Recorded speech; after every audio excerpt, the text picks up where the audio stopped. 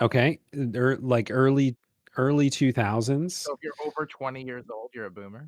I want you to put yourself in the early 2000s and think about what you thought about music that came out in 1980 was. You know what I 1980? mean? Yeah, like when you're listening to 80s music, you thought that was like your dad's music. No, my parents were all about Queen and Queen. Hey, it's true. It's The final. you're not wrong, Egmo. Yeah, that's Yeah. exactly right. Yeah. The thing that I think about it is like I feel like the music shift between the 80s and 70s to 2000s is much bigger than the music shift between 2000s and like I feel like the Oh, yeah. genres have mostly stayed similar and there hasn't been like exponential growth and changes there was back then. I mean, and please like point me in the right direction if that's false. Yeah, I No, I would think you're agree right. with that. So one interesting thing that's kind of changed, which I don't know how this is turning into a podcast about musical development and pop culture, but I will say, like, in the '80s, it was really, really hard to go big in terms of music, and then when indie publishing became a thing, trends were a lot less of a monolith. Mhm. So, like, if you listen to trends in the 20 teens, they're a lot less familiar sounding than if you listen to trends in the 1980s. Like, all of the big songs of the '80s kind of have a similar sound. That's not true of the 20 teens anymore because of indie publishing. Right. Vice Um, gaslit us. He said he was young and he actually like lived it. No, that's not true. So, in the early 2000s, the only, like, 3 things I was doing was eating, pooping, and sleeping, so mhm, mhm. it's not like I was doing anything back then, man. Tell us more about that. Yeah. How was I that think I'm experience? good.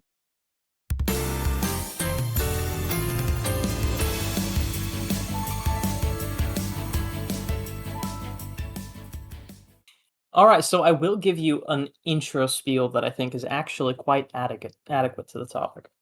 Oh, okay. Alright, so hear me out. Hegmo, you're in good company because despite being the person who online has probably talked about master trials most, I've never personally done one either. I'm a giant Nice. fraud. Yeah, there you Hell go. yeah. So, That's that okay. tally can count for us both. Now, there is a reason I started talking about Master Trials, though. Of course, I like 11, so I want other people to try it. I'm not sure how many people in 11 know this, but Final Fantasy 11 to the people like in the mainline Final Fantasy series is really only known for two things. One is that it's an MMO, perhaps with a story, maybe, who knows. And the second thing is that it has like the craziest boss fights ever. I like to refer to these people as normies, the people who play Final Fantasy but not 11, which is fine because I was a normie for a long time. They're my people, so to speak. And I don't know what it is, but like whenever you talk about really hard encounters in 11, a lot of the normies flood in and are like, yeah, I want to try this game. So I thought, what better way to convince offline Final Fantasy players to try 11 than to talk about the things that they like hearing about 11? Oh, interesting. So your entire premise for starting your Master Trial series was gaslighting people. Yeah, definitely. I In love it. fact, Yeah. so I'm not sure if you guys have seen the people going homeless playing Final Fantasy 11 throughout on the auction house. Those are some of That's my about viewers. me. Yeah, those are some of my viewers. Yeah. No, Yeah. it's honestly terrifying, but 100% like a real thing My because favorite one was the Yeah, photo they yeah. got of me where there's like 7 monitors, but I'm on the street. Yeah. oh man. Yeah. So I guess as a quick PSA, this is a good reminder. If you're listening to this right, take care of yourself. Okay. Don't quit your job to as much as you all love listening to the Blurred podcast. Use us responsibly and 21 and up. Just remember Final Fantasy comes first, income second. Yeah, Yes. I'm on the wrong side of the table here because I did share recently that I Mhm. quit my job. For Final Fantasy. To play Final Fantasy. and, Yeah. and I'm just playing Final Fantasy right now. So but I think you're doing do the right. I wish that on anybody else? No. Mhm. Well, it's working out so well for you, and I can see Yeah. that on display. Oh yeah, absolutely. Doing great, Higma. You're actually Yeah. inspiring me to quit my job next Oh week. good. Oh god. So before we dive into the topic of the day, Vice already kind of introduced himself. Hegmo, you quit your job. We already know what you're going through. Have fun with that. Yep. Dex, how's your week been, buddy? How you been doing? Normal stuff. I'm doing good. Just grinding content and being stupid. Yeah. I made my stage 5 bow that I have yet to shoot once, and now I'm making other bows to make ammo for the bow. Hell yeah, sounds great.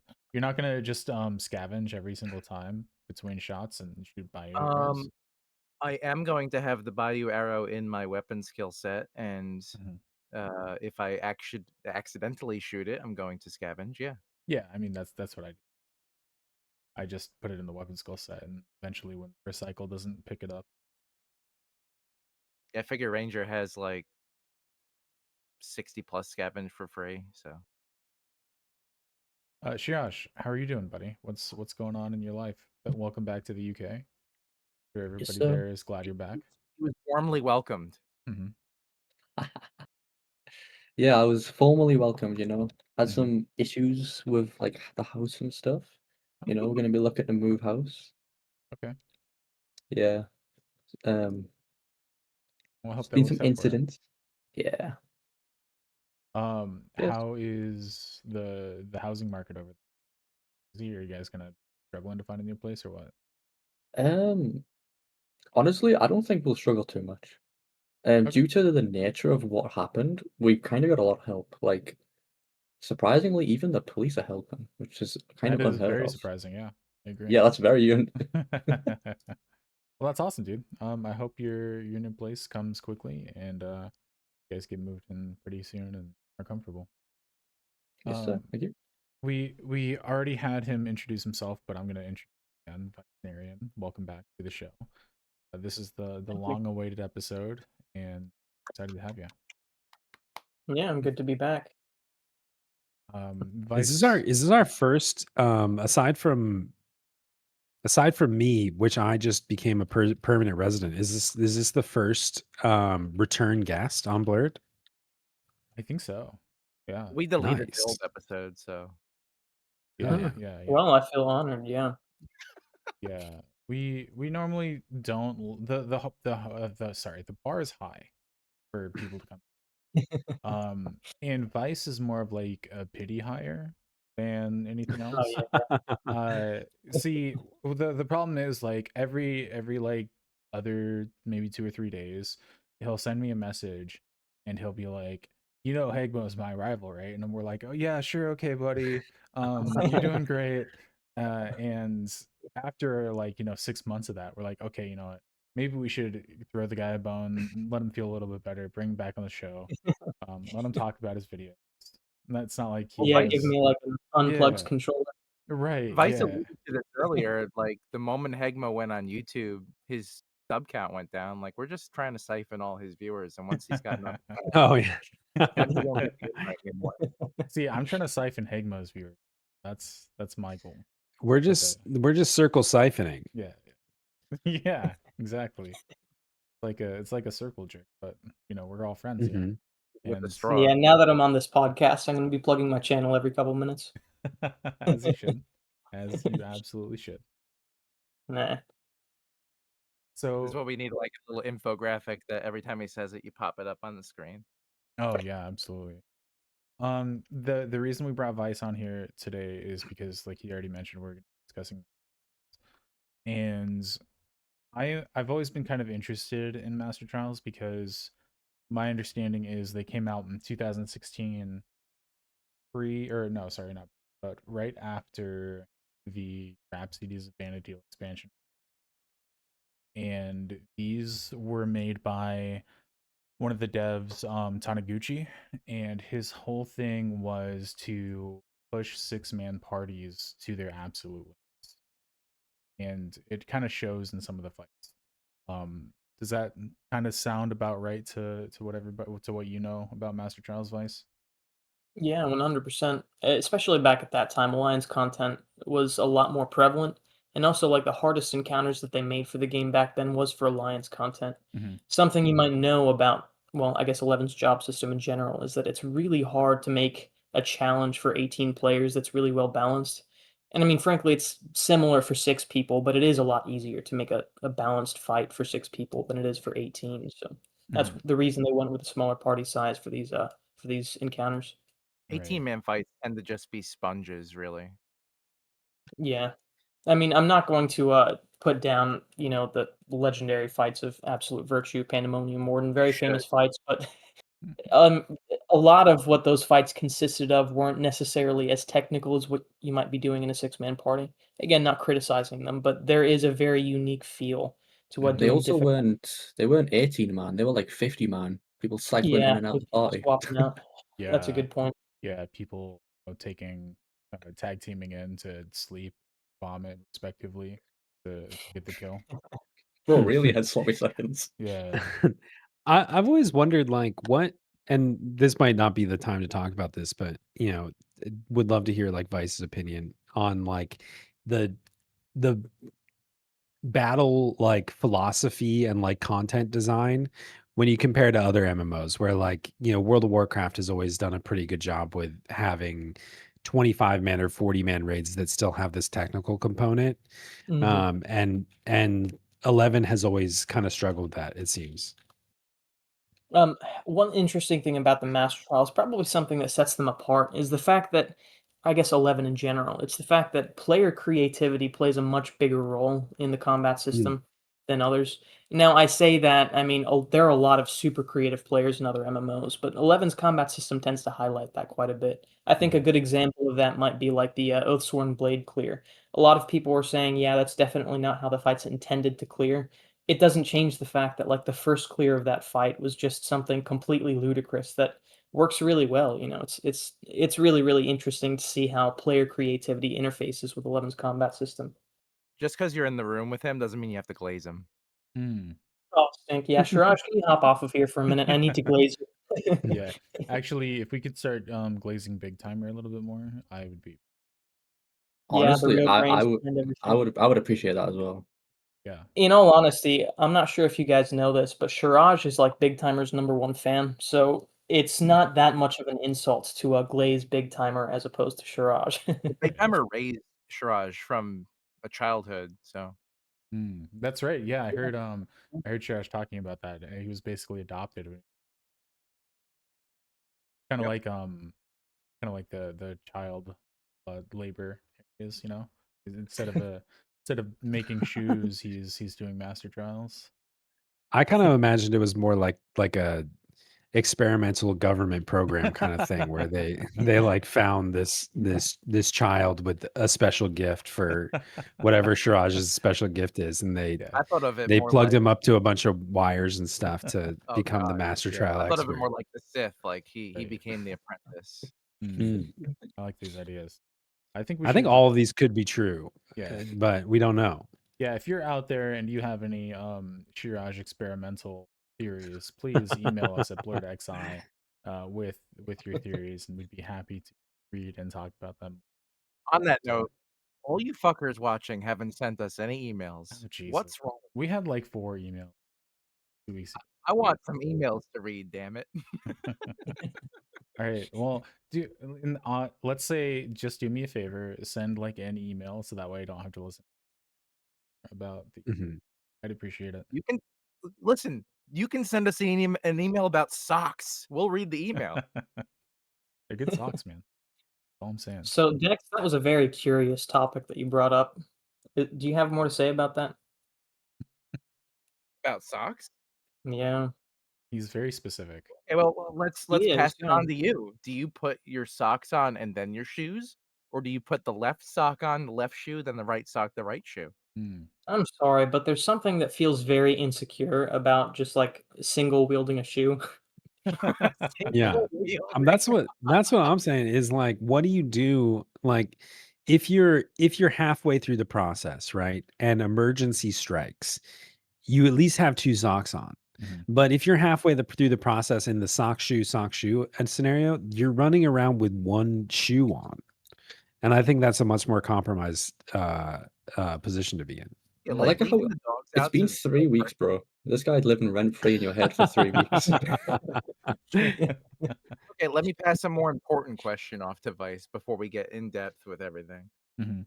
Do you put milk into the bowl and then the cereal, or Mm. do you put the Oh, cereal in, no. then the milk? So, every person I've told about my cereal eating habits has roasted me relentlessly because it's worse than both.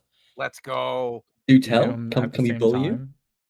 He doesn't use No. a bowl. He pours milk into his mouth, and then he pours some cereal in. It's the Ninja blender, and he just fucking blends it into a paste. So I eat cereal dry. Mhm. That's not Yeah, super abnormal. People do Well, that. hand in the bag, or you pour it like a I'm chip? civilized, man. I do use a bowl, Mm. Okay. but just Mm. no milk. I thought you were, Nah, like, bro. full unga bunga right now. Bro just uses a plate. Honestly, I'd rather just dig out of the bag as like a quick snack than eat an entire bowl of cereal with no milk out of the bowl. Yeah. It depends on the cereal. Interesting. It depends Yeah. on your cereal of preference. Like, Mhm. I could see, like, Cinnamon Toast Crunch. That's good enough on its own, you know what I mean? Mhm. Sure. How much cereal do you But guys if you're eat? talking I I'm don't eat a fat, lot of cereal anymore. Okay. Gonna say. I've been on rehab off the stuff. man. Rehab. Well, as like a 14-year-old or whatever Vice is, that kind of makes sense. He's just trying to, get clean. But Yeah, anyway, get off cereal. so I was thinking about this master trial thing since that's the topic before you guys completely deep conversation. Um, and were any of you playing back when Rhapsodies came out? Shirash, you were, right? No. I was, yes. So Rhapsodies was intended as the last expansion, wasn't it? Didn't they announce it as such? I believe they announced it as like maintenance mode back Okay. then, yeah. So Mhm. in that case, because the master trials were added after Rhapsodies, were these like intended as just kind of like little cherries for the ultimate players to have when there was really nothing else to do? I think so. I don't know the exact intention, but that's how it seemed. Okay. That's kind of what I gleaned from lightly researching this, and it seems interesting that they would It's kind of it's kind of bizarre from a design perspective where you had this alliance Mhm. style end game, and they kind of wanted to make the challenging fights 6-man, and then you fast forward 4 to 6 years and everything is 6-man. Right, right. Mhm. But without getting too much into a side tangent, because we're getting into dangerous territory if we start dissecting modern day events. I feel like at a certain point the game needed to kind of work on being 6-man friendly, survive with a dwindling player base. No, I understand that, but, like, without going off topic, I Mhm. think, the problem of that is because it's been dialed down to a 6-man focus Mhm. for everything. The newer master trials that they've released have been so overscaled in comparison to the older Oh, ones. sure. Yeah, yeah, that's So true. so here's a question. Vice and Shiraj, I don't know how you guys feel about this.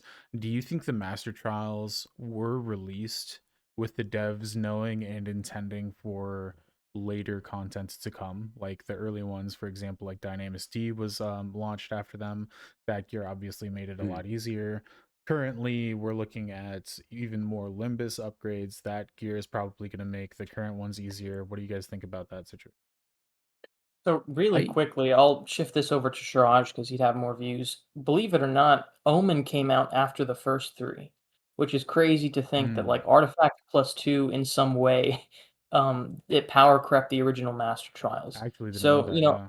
yeah, a lot of people they tend to think that the first three Master Trials were just like a whole league easier than the current ones. Mhm. And you can argue that they were, because obviously they were better balanced, but Artifact plus 2 did to some degree in a very small way power creep it, and of course Artifact plus 3 did as well. You can argue that it was planned, but what do you think, Shiraj?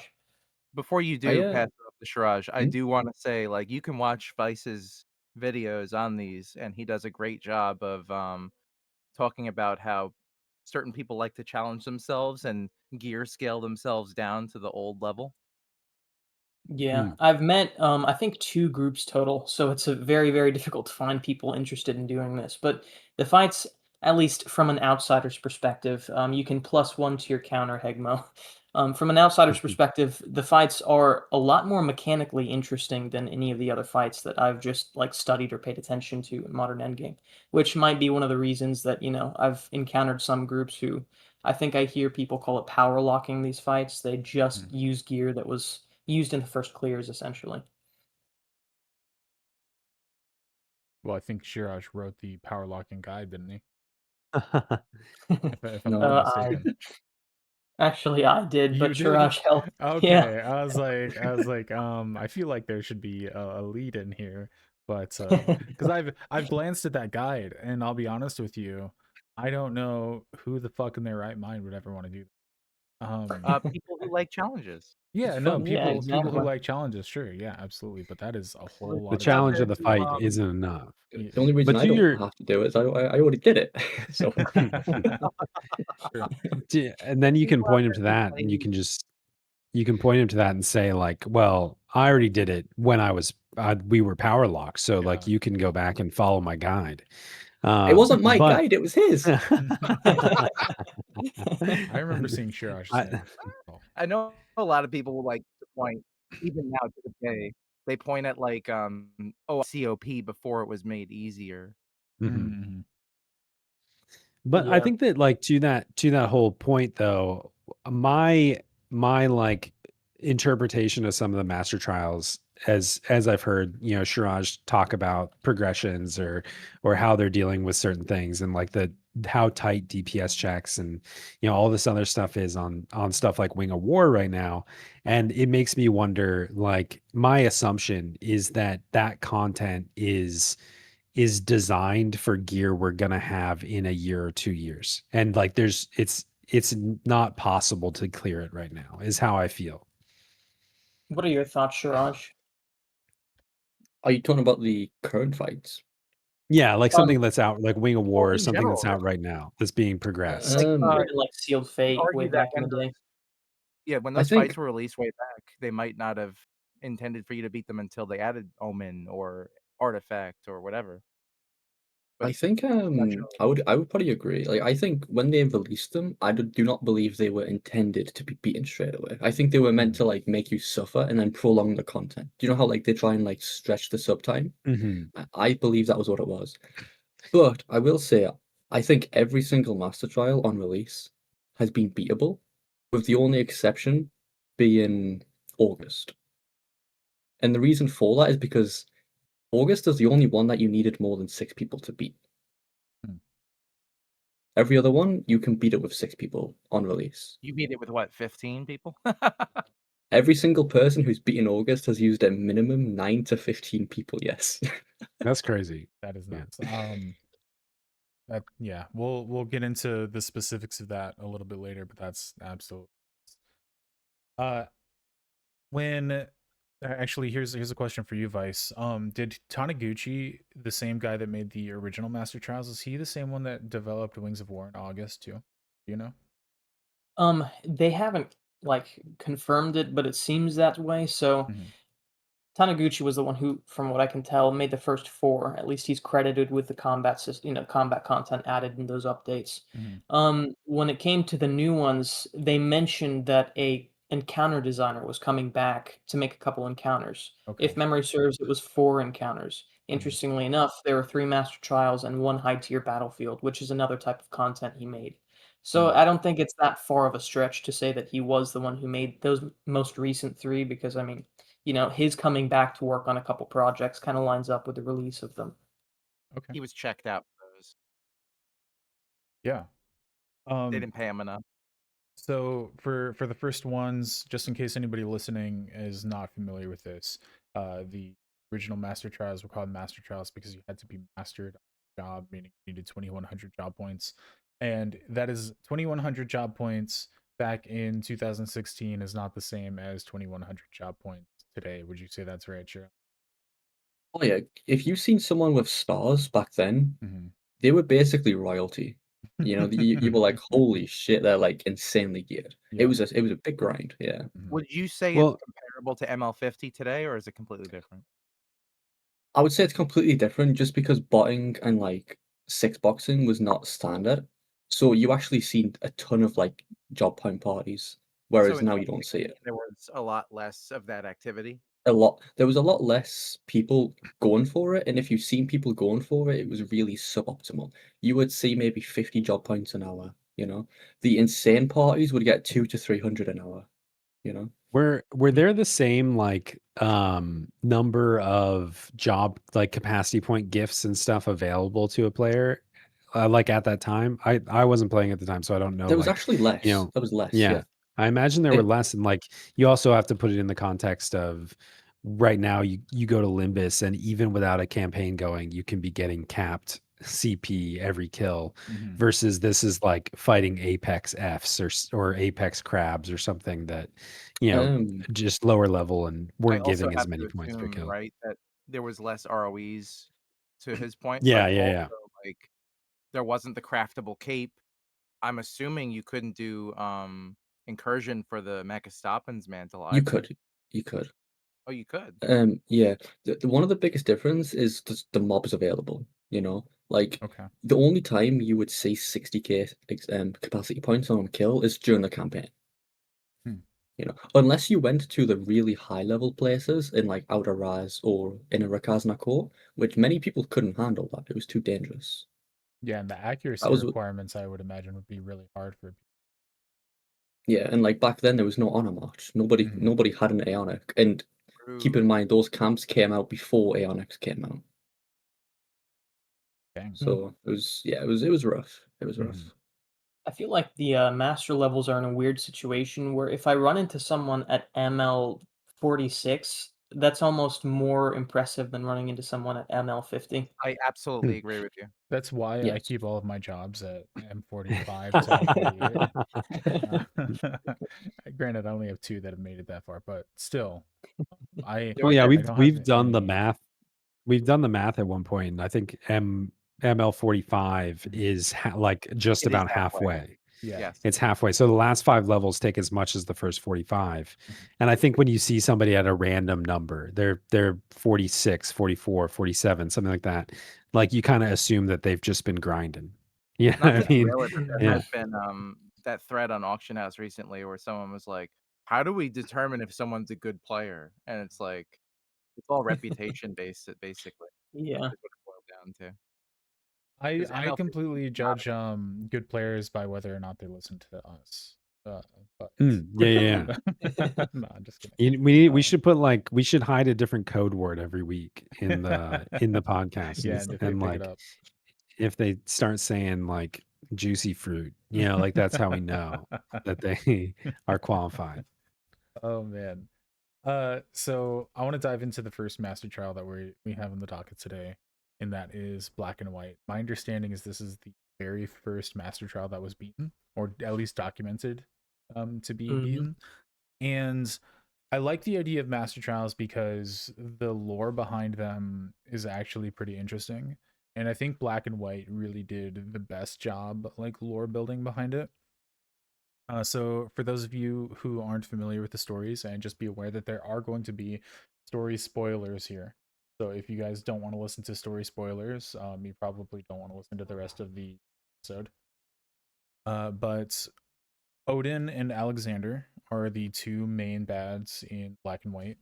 Odin was the patron god of the Galkas. He is the one that actually gave Galkas the incarnate. So, how does it feel knowing that you're part of an evil race, Higma?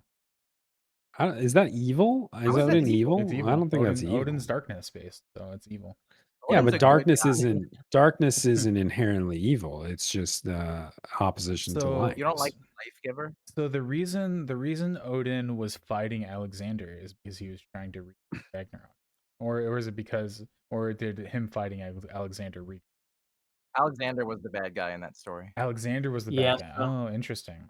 the Interesting. lore of Alexander and Odin is a little Mm. bit complicated, but they're required to fight to keep Vana'diel from falling apart. Oh, I didn't know I'm that. not going to get too far into it, but at one time, like way back in the beginning, the existence of Promathia and Altana kind of kept Vana'diel stable because it Mm. was a counterbalance of light and darkness.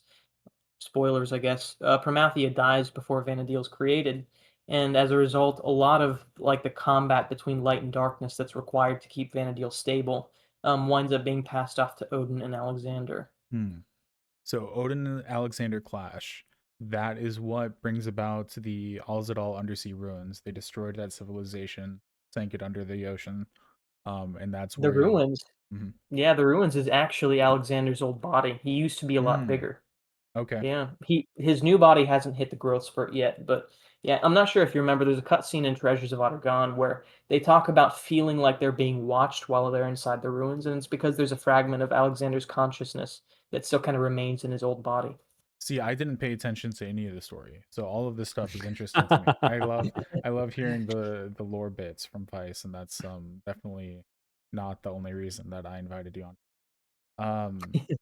So the proto crystal destroyed the people that were seeking power because people were trying to resurrect Odin and Alexander. If I remember correctly, the Beastmen were trying to resurrect Odin, and Yeah, at least trying to harness some of his power. mhm. I'm not going to get too much into the lore because the Beastmen actually thought that the protocrystal was linked to Promathia. Again, Oh, interesting, it's interesting. a big mess, but they confused Right. the darkness of Promathia with Odin. But Okay. yeah, essentially, you're exactly right. They were trying to harness the power of darkness. They accidentally broke the mother crystal, setting Odin free to do his various Mhm. things. That's why he's also the only avatar that's like constantly running around and popping in for random features in the expansions. Oh, interesting. And while that was happening, the Ott Ergen guy Rosvad was working on resurrecting Alexander. So Mhm. when he put Alexander together because he was trying to harness that power, Alexander went to go fight Odin. Is that kind of Yeah. the correct path that we're Mhm. going on?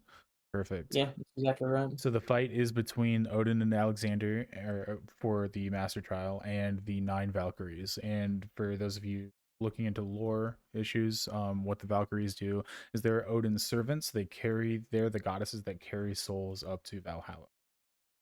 Mhm. And so the fight that the players were introduced to in 2016 was Odin, Alexander, the Nine Valkyries, and there's some weird stuff going on in this fight because the my understanding is the enmity mechanics during this fight were very strange. They're similar to UNMs where a tank would have to do damage to hold hate, and that kind of created some issues for tanks. Is that right, Shirash? Kind of, yeah. It's not actually like a little bit of a correction. It's not actually they have different enmity mechanics. It's Mhm. that it has old enmity mechanics. Right, right. So it uses the enmity mechanics of the 75 cap. And the Okay. reason why it's bad is because it's not scaled as well. So like if you do a 3000 damage weapon skill, it generates, you know, a lot more enmity than it does right now because of the eye level. Okay. And then when you use it, like I'll use imaginary numbers just because I can't think of the formula off the top of my head. Mhm. He's If being you do humble. if you do a 30,000 damage weapon skill, you will be like a sixth of the way to capped enmity straight away because of Wow. how the formula works. So you just cap enmity really quick due to how the scaling works because it goes based off of standard damage, Mhm. which is the damage on your weapon. The game back then was not prepared for damage caps all the time. Yeah, and so like if you just do like a 20 to 30,000 damage weapon skill, you're gonna cap it in like 5, 6 weapon skills. So you can't really Well, tank it. yeah. And the game isn't really handling cap damage weapon skill enmity really well right now, but that's a different topic, you know Yeah. what I mean? Um, so when do you know when the enmity mechanics were changed? Like around what time that change was Um, taking place? so the enmity mechanics actually changed before the Master Trials came out. It's just that with the Master Trials specifically, Hmm. it's because they were the area that they were done in. The Master Trials were designed with level 99 enemies with the stat of 150. Oh. Spaghetti code. Yeah, so it's basically think about like Aeonics. Mhm. Aeonic helms are like eye level 150, right? Whereas the Master Trial enemies were level 99, but had the stats of an eye level 150. There was no level Mm. correction. So they put someone in a closet to design this team, and they're like, "We're gonna be making these updates soon. By the time you're done, make sure it's this strong." And Yeah. Yeah. that's how the Unity works as well. That's why you can't have a tank for Unity mobs outside of just super tanking, you know? You can't hold hit unless you're doing damage. So when these earlier groups were working on black and white, for instance, how would you hold hate? Would it be just a rune fencer spamming resolution, or how does that work? Honestly, Rune Fencer was frowned upon for the most part. Really? Yeah. It was mostly paladins you would see back then. People did use Rune Fencer, but it was kind of not common. Okay. Um, the main thing you would see, especially for black and white, Mhm. was Annihilator Ranger, or you would Right. use Summoners, because if the Summoner pet dies, it goes straight back to Mm. the tank. Mhm. I hadn't heard of the summoner strat, but Yeah, I the knew Summoner about was, the Ranger I thing. believe the Summoner was the first or second clear, and the Yeah. Wow. Summoner kind of adopted over time. Yeah, so the first composition that I have for clearing black and white for the earlier clears was a tank, a healer, corsair, geomancer, and 2 summoners. Wow. And since then, I think it's evolved to more of what you're saying is, which is strategies.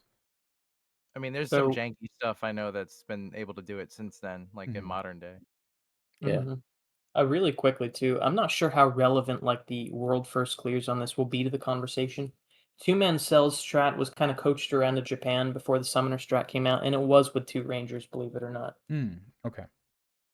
So when the clears started, this was Vice. I don't know if you have this readily available, but do you remember how long after the master trial came out it was cleared?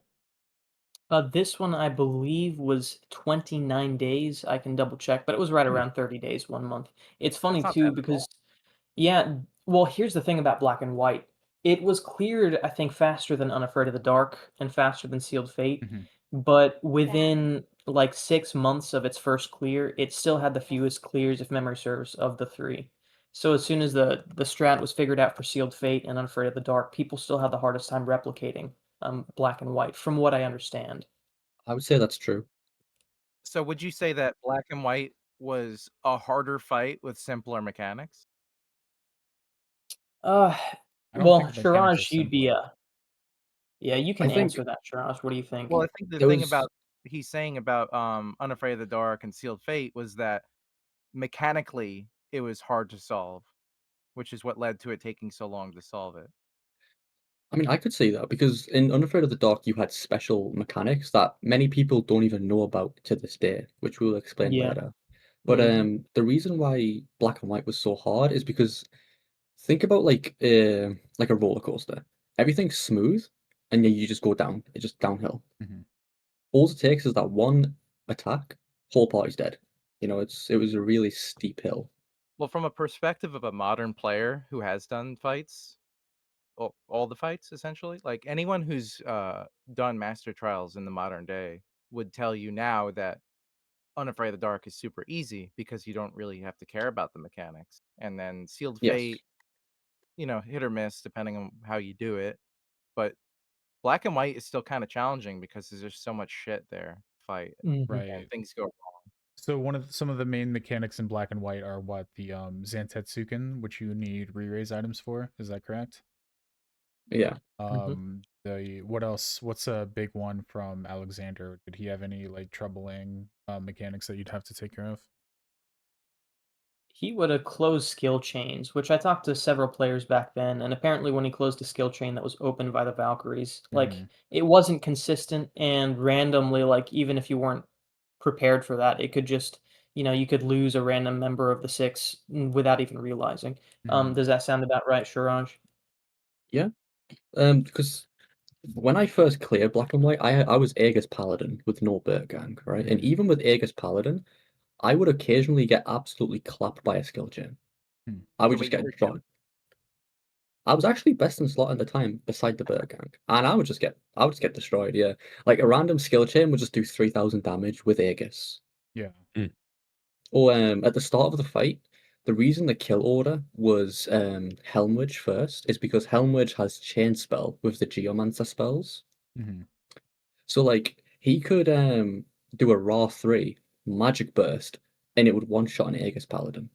It Oh would one shit. shot anybody. Yeah, if it magic bursted, you're just dead. Okay. But there's also the whole core mechanic of whether you kill Odin first or whether you kill Alexander first, and some Yes, teams went one strategy versus the other. that was a very important thing back then because you couldn't survive you could there was no power creep, you couldn't survive it. Mm. So if you killed Odin first, you would die to Alexander 9 out of 10 Alexander was times. just so strong, which was the problem. Yeah. So ultimately, the method that people ended up using more often was Odin last, right? Yes. Yes. Okay. Hmm. And the reason was Alexander was just murdering every skill chains, or Yeah, you would see the occasional 99k light skill chain, okay, and that's with Aegis Paladin. You right. know, like you just wouldn't survive. Odin had Um, like nastier things that he did effect wise, like the death effect and Hmm. the intimidate and all that. But Right. Alexander did raw damage. Okay. Hmm. And one thing too about that encounter, like Dex said, if one of the avatars are alone, they get a buff. In Odin's case, he was guaranteed to use both versions of Zentetsuken more times if memory serves, and that didn't necessarily make the fight harder. You just needed to make sure that you were prepared for both versions of Zentetsuken. Whereas, like if Odin gets a buff and you're having to deal with what Shiraj was articulating, that fundamentally changes the way you're approaching the last phase of that fight. Hmm. Okay. Shiraj, when did you first clear Black and White? it was midway through 2017. I didn't really have a group for it, so Okay. I was just like on the sidelines, just like reading about the fight, researching it. I never had a group. It was just me and Big Timer. But you're You know, still like within the year or so range of so I still would still say pretty within a soon. year. Okay. Yeah. And was that your first master trial that you guys did? No, I did Unafraid of the Dark first. Oh, okay, cool. Well, what was your Yeah. opinion of Black and White as it holds up to like the other difficult fights that you've done back then? Did it feel like you were fighting Ragnarok, like the Lord? Did it live up to that kind of hyped up situation I that th- I think for our group, Mhm. yes, but I think that was because of a gear issue. Okay. Because as I mentioned, I was pretty much best in slot on Paladin at the time Mhm. with the high quality stuff. I just never had Bergang. Do you think And you know Berkang would how have strong helped? of a oh yeah, 100%. Right. Bergang was huge back then. Okay. Because if you look at how much of a difference it is now with Mhm. like Sakpada, if you go in there with a non-Bergang versus a Bergang, you'll know the difference instantly. Mm. You'll be taking like 60 plus damage per enemy, Yeah. and there's 11 enemies hitting you, And yeah, the Bergang was huge. So because I didn't have a Bergang, the white mage that was healing me, that poor dude was just cure bombing the hell out of me. Yeah, that's fair. So so yeah, it definitely felt like we were fighting gods. That's for sure. That's awesome. Dex, I assume you've done Black and White as well. How was your experience? Yeah, a couple times. Well, I've only done it. I came back to the game in 2020, and I've only done it like years after that when I was more established at the game. Right. And most of the time, people don't even use Rangers anymore. It's like multiple Corsairs. You Savage Blade all the Valkyries. Mm. It's kind of a lot more brain dead now due to power Yeah. creep of gear. Right. Right.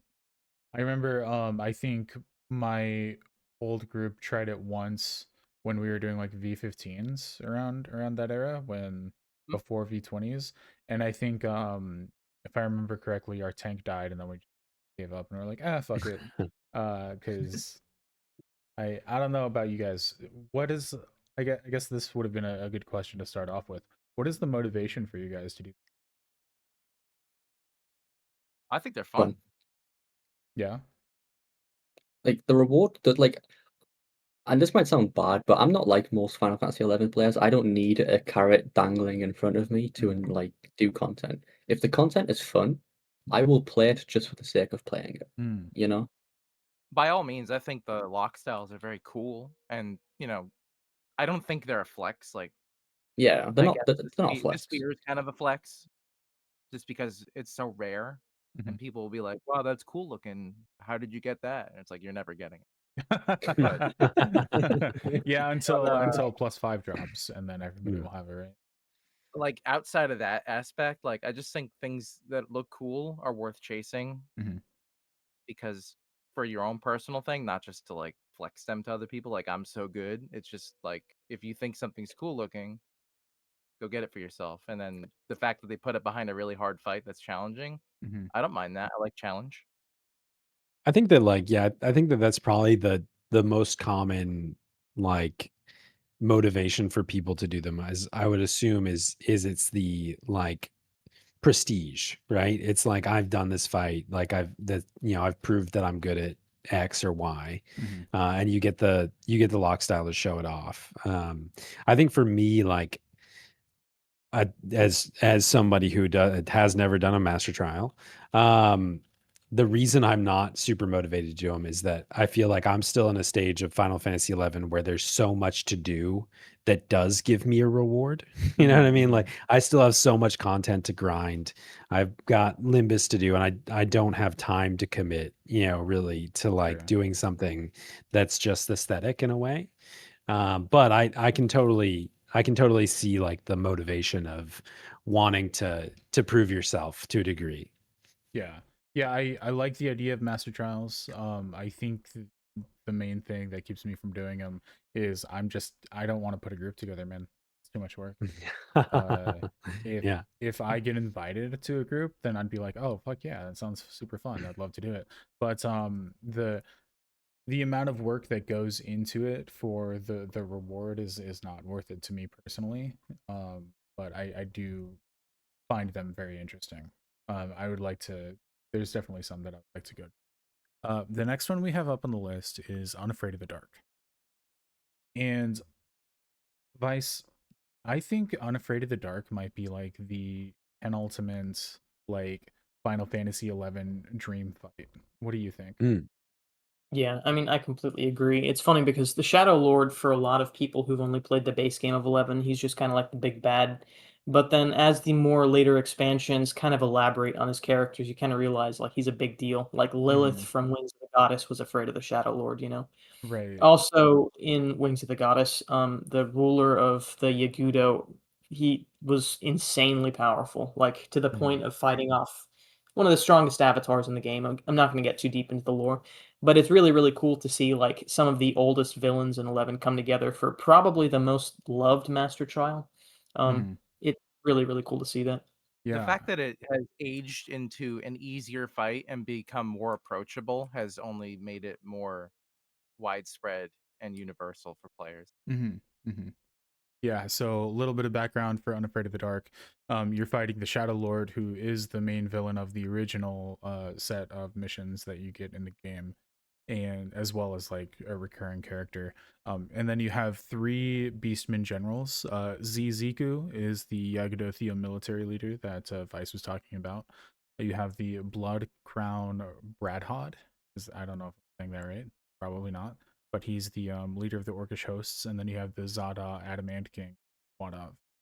And for those of you who are not familiar with it, the Shadow Lord is again from the evil race of Galkas, and he he transformed into the Shadow Lord to try to destroy Vana'diel after his friend.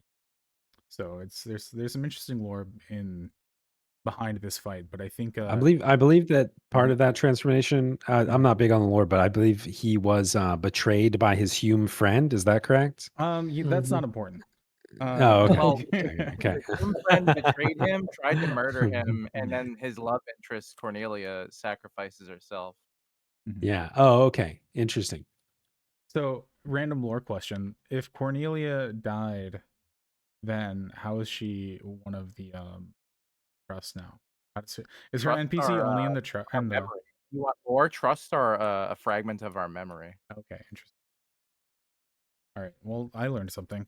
So the associated weapon with this master trial is the Fernian sword. Uh, I don't know who the first person to put out a video for it was, but I know that Overlord Andy is the first person that is credited on the Final Fantasy 11 auction house as having the sword. So, Myth. yes. Really? Oh, yeah, go ahead. Fermion sword was black and white. Oh, Fernian sword is black and white. So, A I'm thinking Radiance blade. Irradiance blade. Yeah, sorry. I Yeah. mixed those two up. My apologies.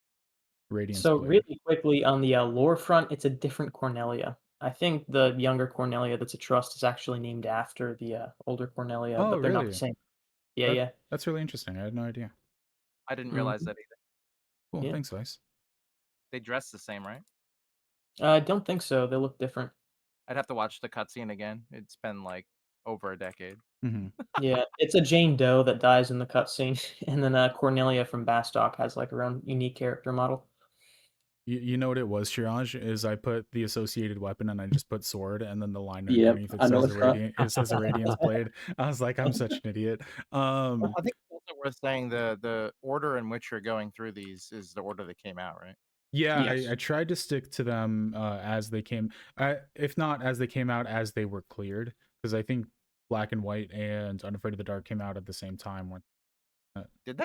I think so. Uh, A little Black bit and White different. came out 2 months earlier than Unafraid of the Oh, Dark. okay. I misunderstood what I was reading. I thought they were released in the batch. But Think the of them like the last few Master Trials, where like the last three Master Trials, Crystal Paradise was September 2023, August was February 2024, Wings of War was May 2024. You know, there was like a bit of a gap in between, Mhm. but they were promised as a bunch. They were promised as a Mm. you know, a They're bundle. probably Mm. designed at the same point in time. Yeah, See, that's Mhm. the thing, Shirash, is I didn't pay attention to those as they came out. nobody did. It's fine. Except for me. So Unafraid of the Dark, one of the biggest mechanics was the fact that the three Beastmen generals all took different damage types. Is that correct? And it took a little bit longer to figure that out from Yeah. my reading. I actually don't think that was the main like mechanic that took a long time to figure out. What do you think it was? It was the main I mechanic think then? I think the main mechanic was the end death. And that was from Shadow Lord? Or was that Sh- Yes. from Every okay. single enemy in Unafraid of the Dark has a special N effect associated with their monster. And many people do not know this to this day because they just ignore it. Hmm. Mm. And So there was because a you're just reason using everyone, shadows, right? yeah, well Okay. that's one of the reasons why the strategy developed into using shadows was Hmm. because of end death. Oh, interesting. Yeah. I hear that the Shadow Lord, even aside from the Undeath, was very, very dangerous in the Yes, early very days. physical, very threatening, yeah. Yeah, he would basically just one shot you if you didn't have at least like 3 shadows up. Um, especially when because he could split into two, right? No, he Sometimes summons three. multiple clones. Summons 3. Okay. Yeah. So when the clones come out and he's doing multi-hit weapon skills on you, if you don't have enough shadows, you can get very unlucky and just You So can definitely get overwhelmed.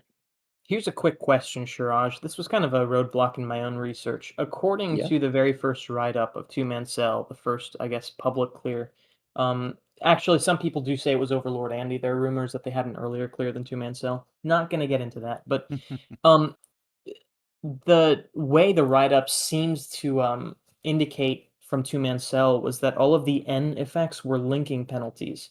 If the enmity list of a particular mob was not changed for a long time, like if you weren't doing direct damage to it, then it would gain that N effect. But as long as you were doing damage to it, it would lose it. Do you know if that's true or not? I would say it's partially true.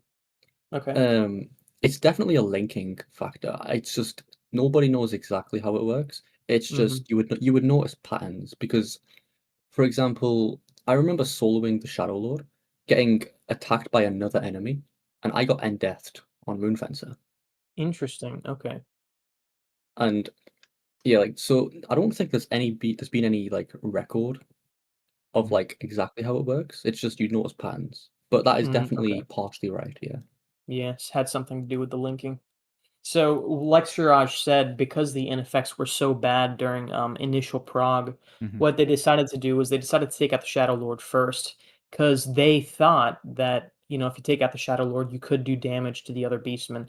They were so, I guess, roadblocked by the Shadow Lords and death that they did not discover any of the like the weapon type necessities in that fight. Oh, So okay. the in effects were really, really bad.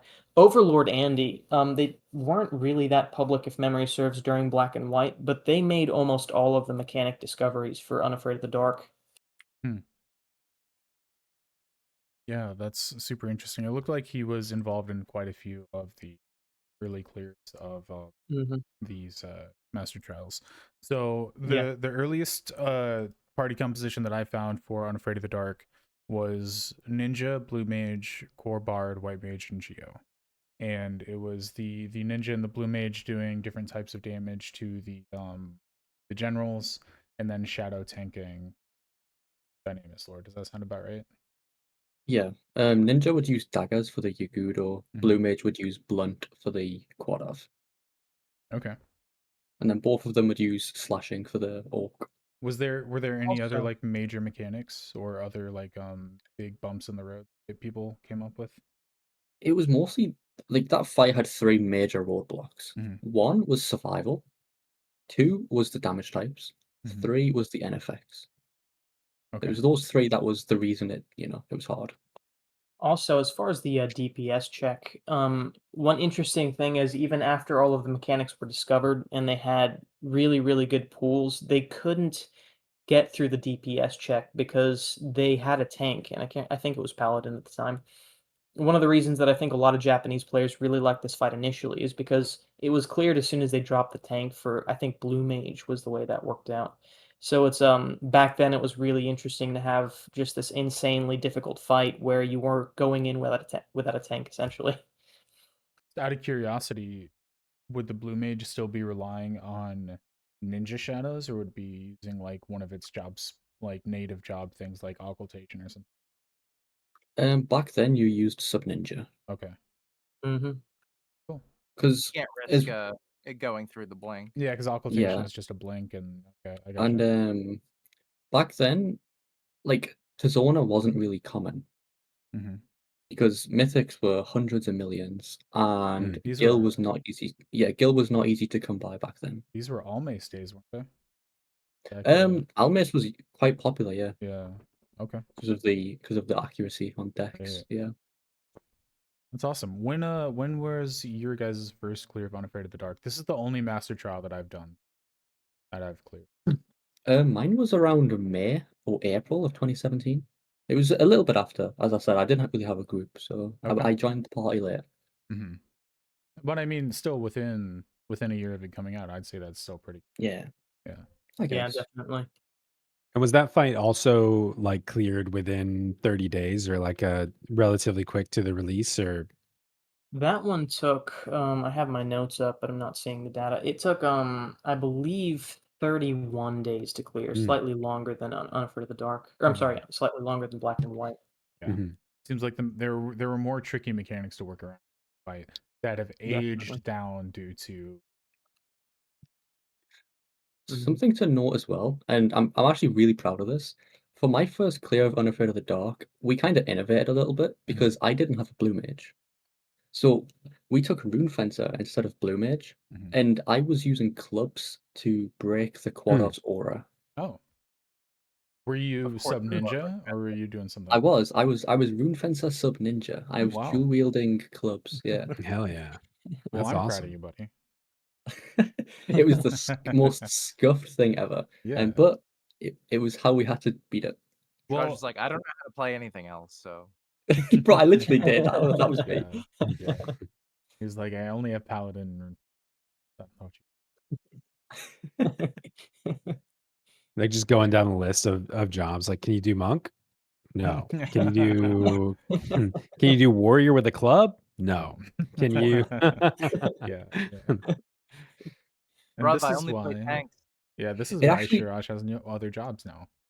it played really well though. Like as weird as it was for the DPS side, it actually helped a lot because we never had many issues on the Shadow Lord because you know how the Shadow Lord was either really threatening with physical. Mhm. I would just parry him with Batuta. That was Oh, fine. yeah, that makes sense.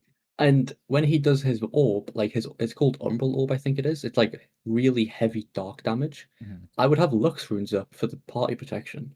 So we had a lot of survival, like we never had that issue. Oh, yeah. Unironically, I think the most innovations happen when people just don't have the correct job and then they Yeah, have to literally. Oh, yeah. Absolutely. But I mean, I think that's why the meta is getting so ingrained lately, is because it's so much easier to just burn a job to job master, Yeah. gear it out just to the point of being able to do whatever content So essentially, that. you're saying like it's so easy for everyone to get any job at any given time that like when someone solves something with X composition, people just mimic it without trying to learn mechanics Yes. or Oh, try yeah, new things. absolutely. One of the things as well I forgot to mention, this goes for the first 3 master trials in particular. Those high quality abjurations from Escher-Ruan, Mhm. they were not accessible to them for the most part Oh because there was yeah, no crafting shields. yeah. Yeah, there was no crafting shields. So if Oh, you so the and abjurations you could get, but not the cursed items. yeah, Mhm. so it's like I remember because I had a pretty decked out paladin back then. I had like HQ Sovereign, which was almost 200 to 300 million per Mhm. piece. Mhm. And then if you wanted Adamar, yeah, that's like 500 million plus for the body piece. Yeah. Yeah, Yeah, it's that's Each crazy. crazy. Adamar piece was like 500 million plus, and like Chump people change. didn't have that kind of gil back then, you Well, know. all you had to do was dupe a few million Beastman medals, and Ah, it was fine. no, well, yeah. By the time that came out, the crafting shields were already in effect, and Okay, the HQs dropped to like 30, 40 million. my Yeah. history is off then. My is- so beyond like the first clears that you guys did, um, put it in your head to try to duo that? What is wrong with you guys that you guys Challenge. wanted to do duo that? So yeah, it was literally because of challenge and also stream content. Like I'll be honest, I'm running out of stuff to stream for Mhm. Final Fantasy, and I was just Mhm. like, we should do something challenging that is also fun. Well, Shiraj's thing is like, I've soloed all these things, and he was probably like, I could probably solo a master trial, and then he thinks about it. He's like, Nah, I can't solo that. Maybe I could duo it. You're like, Wait, let's hold get on. the minimum amount of people in here. That way, I don't have to find that many. I just wanna cut in really quick because I'm supposed to come up with content for stream. I just keep running Limbus and Sorry. Uh, Yeah, but Shirosh doesn't hate himself enough to do Limbus and I Sortie. see, I see, I see. I thought the fight was really fun to duo. It wasn't like extremely It, complicated because of it power wasn't a creep. pushover, yeah, Mhm. but But it it was wasn't super hard, yeah. it was an adequate challenge. Like it we It didn't felt just right.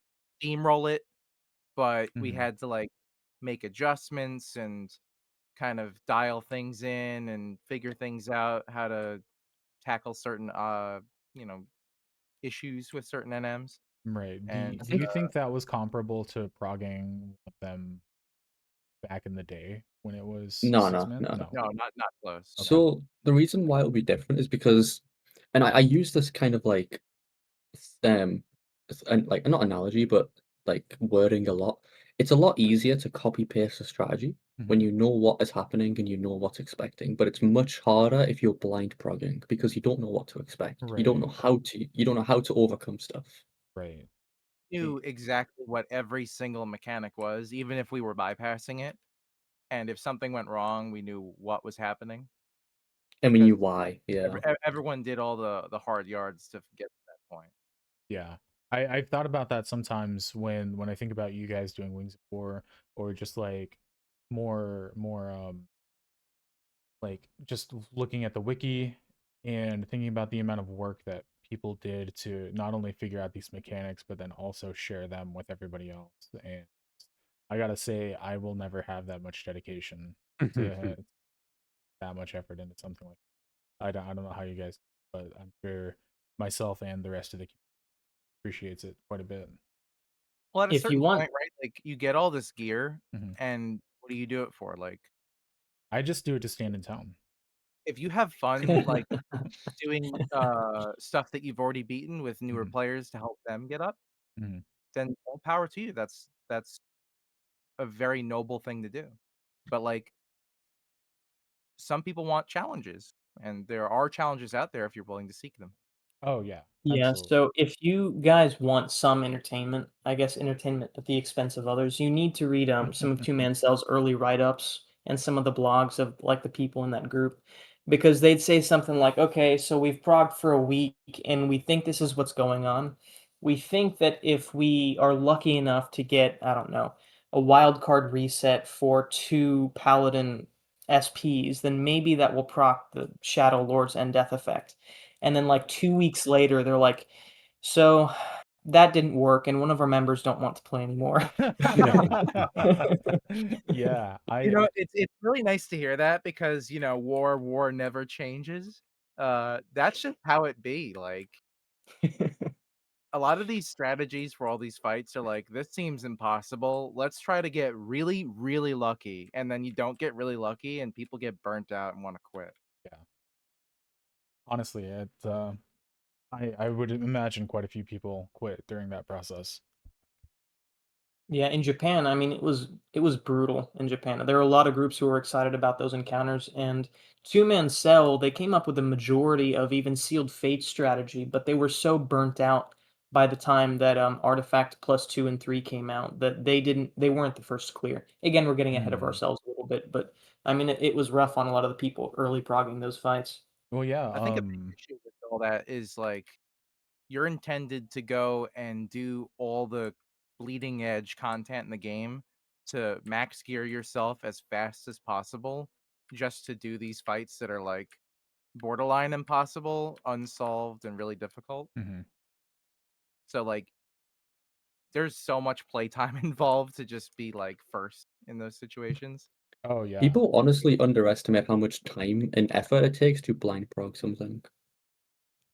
I It's really funny because when I started doing videos on the early master trials, like Shiraj said, people kind of underestimate, especially even 11 blind prog. But Mhm. people would say, "Oh, so like these leading groups were only putting in 8 hours a day to prog these fights for a month. They must not be as degenerate as Final Fantasy 14 players." And it's like I don't think you understand. They were spending 5 hours or 10 hours in the encounter, then they'd spend about 30 hours a day trying to farm gil for these encounters. Yeah. So it's Yeah. I don't know, it's a really, really interesting dynamic. It's kind of like now all this Limbus shit is out and I'm incentivized to maximize the earring and the ring and all that just to have like 10 more accuracy to try new things. Oh yeah. So Absolutely. I want to get it ASAP just to be able to say like we're able to meet this threshold on certain fights. It's really dumb. Mhm. I think too, like something that's kind of strange or unique about 11, and we can save this for like the end of the conversation maybe. But just to say, like there's this trend of like both from the development side and both from like what I understand with progression with some of the harder fights where people like both the devs, they hide information from you in terms of how something's supposed to be done to extend the life of it. And then I also feel like as people are doing encounters, there's not a dialogue about like how we're approaching things, or people are very secretive about their strategies because they want to be the first one to do it. Mhm. And I think that like I don't know, that's kind of interesting when you compare it to world firsts for other things where it's being live streamed all the time. You see the play by play going on. Yeah.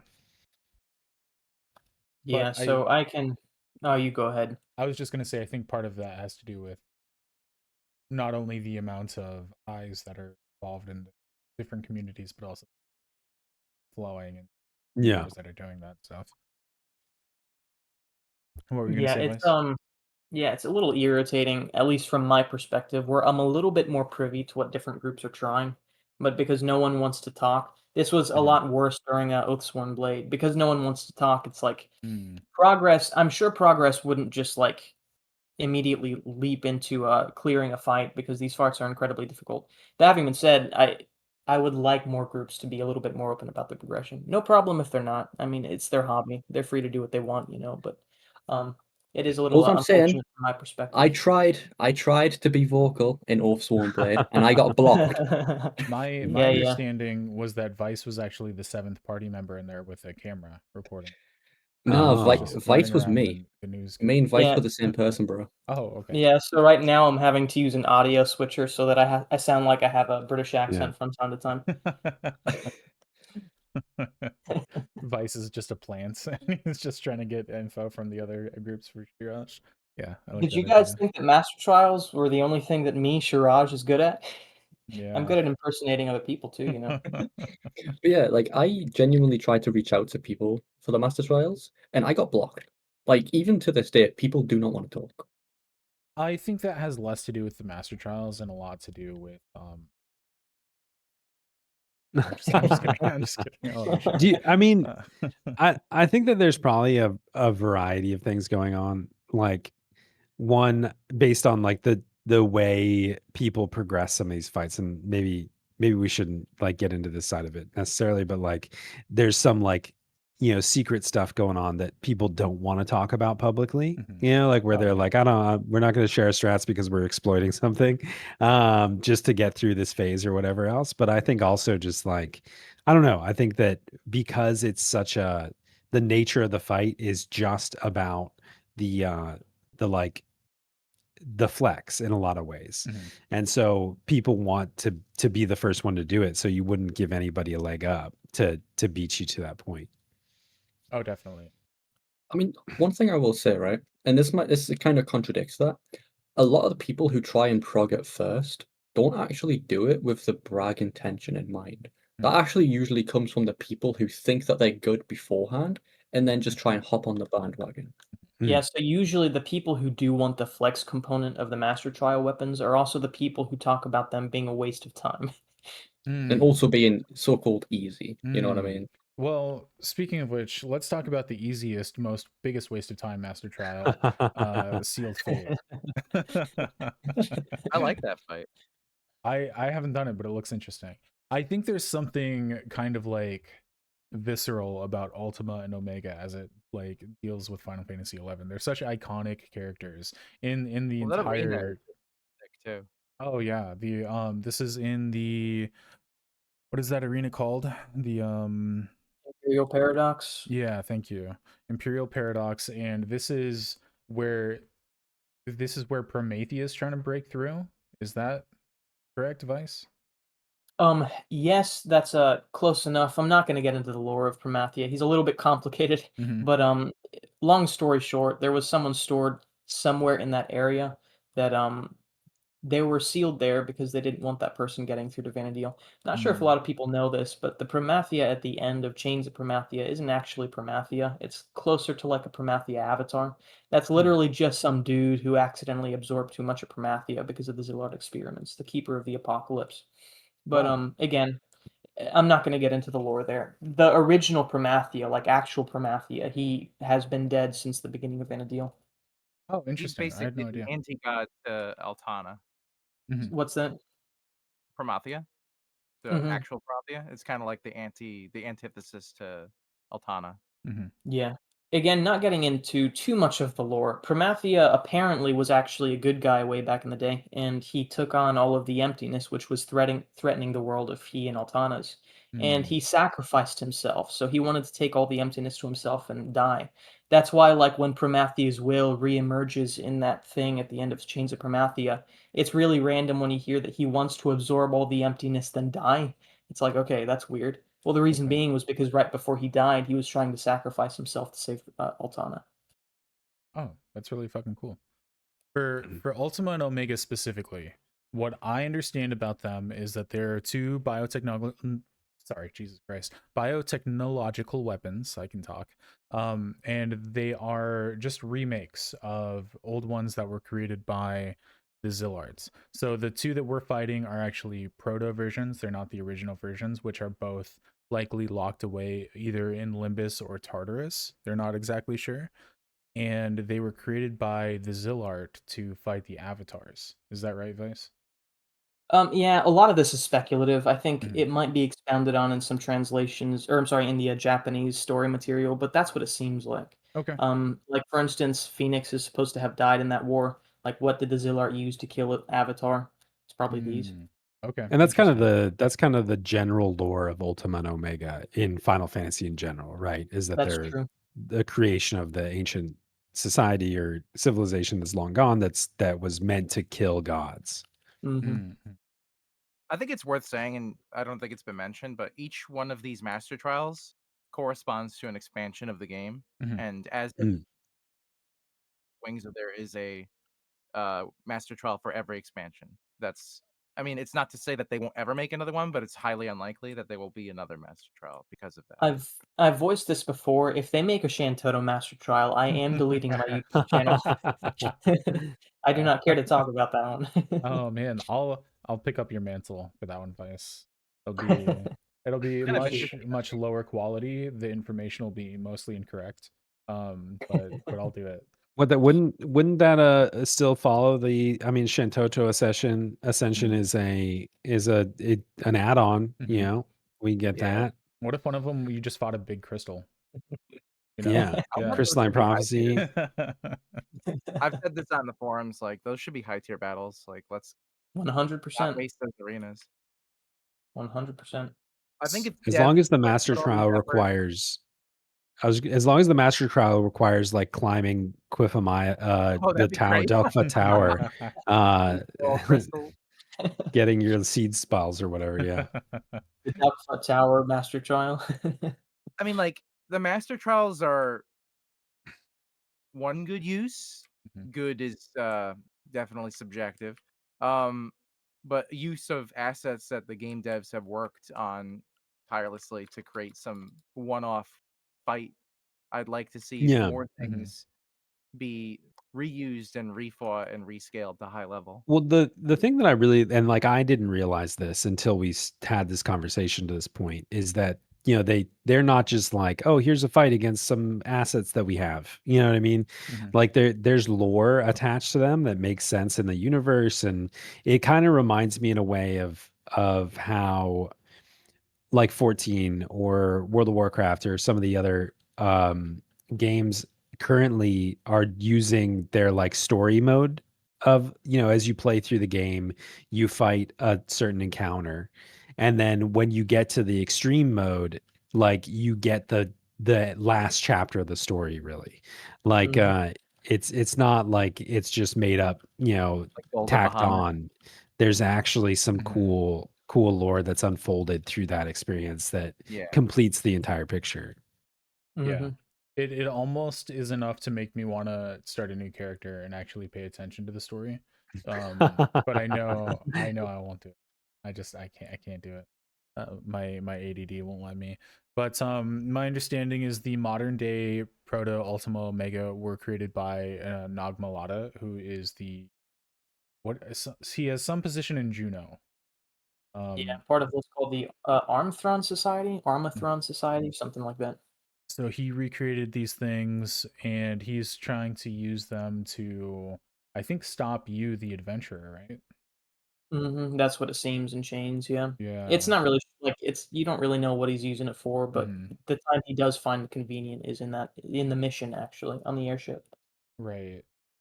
So, very, very iconic images, not only in 11, but also just like in general. Uh, really like the fact that they brought these back. But the mechanics specifically, Ultima has 99% magic damage taken down, and Omega has 99% physical damage taken. So right off the bat, it's probably the most diversifying, encouraging fights that we've seen so far. Would you say that's accurate, Shirash? I'm not too sure honestly because Okay. the fight itself is not super like complex. So Mhm. I don't know. There's not maybe. I mean, just the fact that one of them takes 1% magic damage and the other one takes 1% physical damage, like, makes me think you need a diverse party setup for this fight specifically. It's like on release, Hmm. it was very strict. That is true. Okay. There was only one known party composition that could clear it at the Hmm. time. But I don't know, like for me, like mechanically, it's quite a simple basic fight. Okay. It's just it was very punishing if you fucked it up. Hmm. Yeah, the way people describe this particular fight is it sets a lot of mechanics up to where what you do is pretty simple, but if you mess up once, you lose. Like that's an hour of your life Yeah, wasted. It's basically, yeah. super like no room for error in this Hmm. fight whatsoever. Yeah. It's kind of like listening to the podcast. This is 3 hours of somebody's life they'll never. Exactly. Yeah, exactly. Solitary. Except with the podcast, they don't get something shiny to show off in town, Yeah, unfortunately. it is unfortunate. But you do get my respect, so it's kind of the They same get to thing. We tell their can friends, though. their We could listeners. create a little like, a little token or Mhm. something that you guys could get. And if you can answer the Vice podcast trivia question at the end of the season. Yeah. You get You a get one special Hagamo token? edition. Yeah. Have somebody craft something for him. That sounds great. So my understanding for this fight early on is that the TP moves were so dangerous that they resorted to the good old remove TP or by mewing. So I think it's Yes. a lot to do with the fact that the TP moves happen twice for each time. do you mean they happen twice for each, like because you're fighting two of them, or because they were like spamming them back to back? I'm not super familiar. When the mobs get like below 50% HP, they Mhm. will do double TP move each. Oh, so 4 in total? And the TP moves hit very hard. And even to Mhm. this day, they hit very hard. You can beat the fight with no TP drains, but you need Like to. the mob will Hmm? have TP to burn, do a TP move, and then the moment that animation finishes, it does another TP move, regardless. Mm. And Yeah. the other interesting thing is they have to be kept within, what is it, 10% HP of each other, or else one of them benedictions. No. Well, yeah, you want to explain that, Shiraj? Yeah. So basically, the HP percentage that you keep them in check Mhm. is for damage. It's only for damage. Yeah, so if Um, Ultima's HP is 5% higher than Omega's, he gets a magic attack down aura, so Omega can no Hmm. longer receive damage. Oh shit. He will. Okay. So, Yeah. yeah. He will still receive damage. It's just the further apart that they get, the Mhm. stronger the aura is, and then damage will slow Oh, down okay. on one side. Okay. And once damage Yeah. stops on one side, you basically. If you don't damage one Mhm. of them for 60 seconds, or is it 30? It's around 60. Mhm. If you Mhm. don't The damage one exact. of them for 60 seconds, then it benediction. Oh, Yeah. So you okay. need to Okay. you need to damage both of them at the same time simultaneously. Mhm. If you Interesting. don't damage both of them at the same time, benediction will happen after roughly a minute. Hmm. The early strategies that I found for this, or sorry, not strategies, the compositions were Rune Fencer, Corsair, 2 summoners, a Black Mage, and a Fencer. And my understanding is the Rune Fencer and the Corsair would skill chain for the Black Mage to burst, while the summoner did physical damage. There was actually a few strategies. It Mhm. was the same party composition, but there was different strategies. Okay. So for some of the early clears, you would have the Rune Fencer and the Summoner skill chain. And then sometimes you would have the Rune Fencer and the Corsair skill chaining, depending on who was doing what, Hmm. you know? Was the summoner mewing back then? Yes, Summoner was mewing and then switching to either Garuda for Ultima, or they would use Diabolos for Omega. Makes sense. Okay. Yeah. And you would Conduit, Predator Claws, or Ultima at the start, both Summoners. Hmm. When did you first clear this one, sure? Um, it was like June or July of 2017. Okay. So again, about a year, or within a year. Something like that, yeah. Did you ever go outside while you were a teenager? No, no, Okay. I grew up in a lab. Uh-huh. Yeah. Was that the Yeah, thing? I'm Is like telling you, he you was selected in a Mhm. program to progress Master Trials. Yeah. Yeah. Shiraj is the Captain America of Final Fantasy 11. Mm. You know the rats that like have to make it to the end of the maze for the cheese. But Shirash's maze is fucking Master Trials, and the cheese is just Tylenol.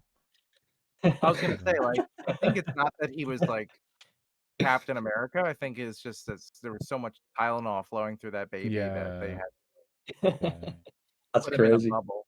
Yeah. Anyway, if you're listening to this and you want to contribute to the Shiraj Intervention Fund, please let me know. Send us an email on Blur to XI, and we can discuss that further. But anyway, what was your first clear like?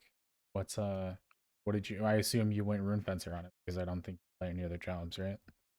Yeah, of course I went Rune Fencer. Okay. Honestly, my first clear of this fight was one of the hardest things I've ever had to do in this game Hmm. because I had a lazy Geomancer. Okay. And is the Geomancer supposed to help like mitigate damage or? The Geo is supposed to heal and then Oh. keep debuffs on.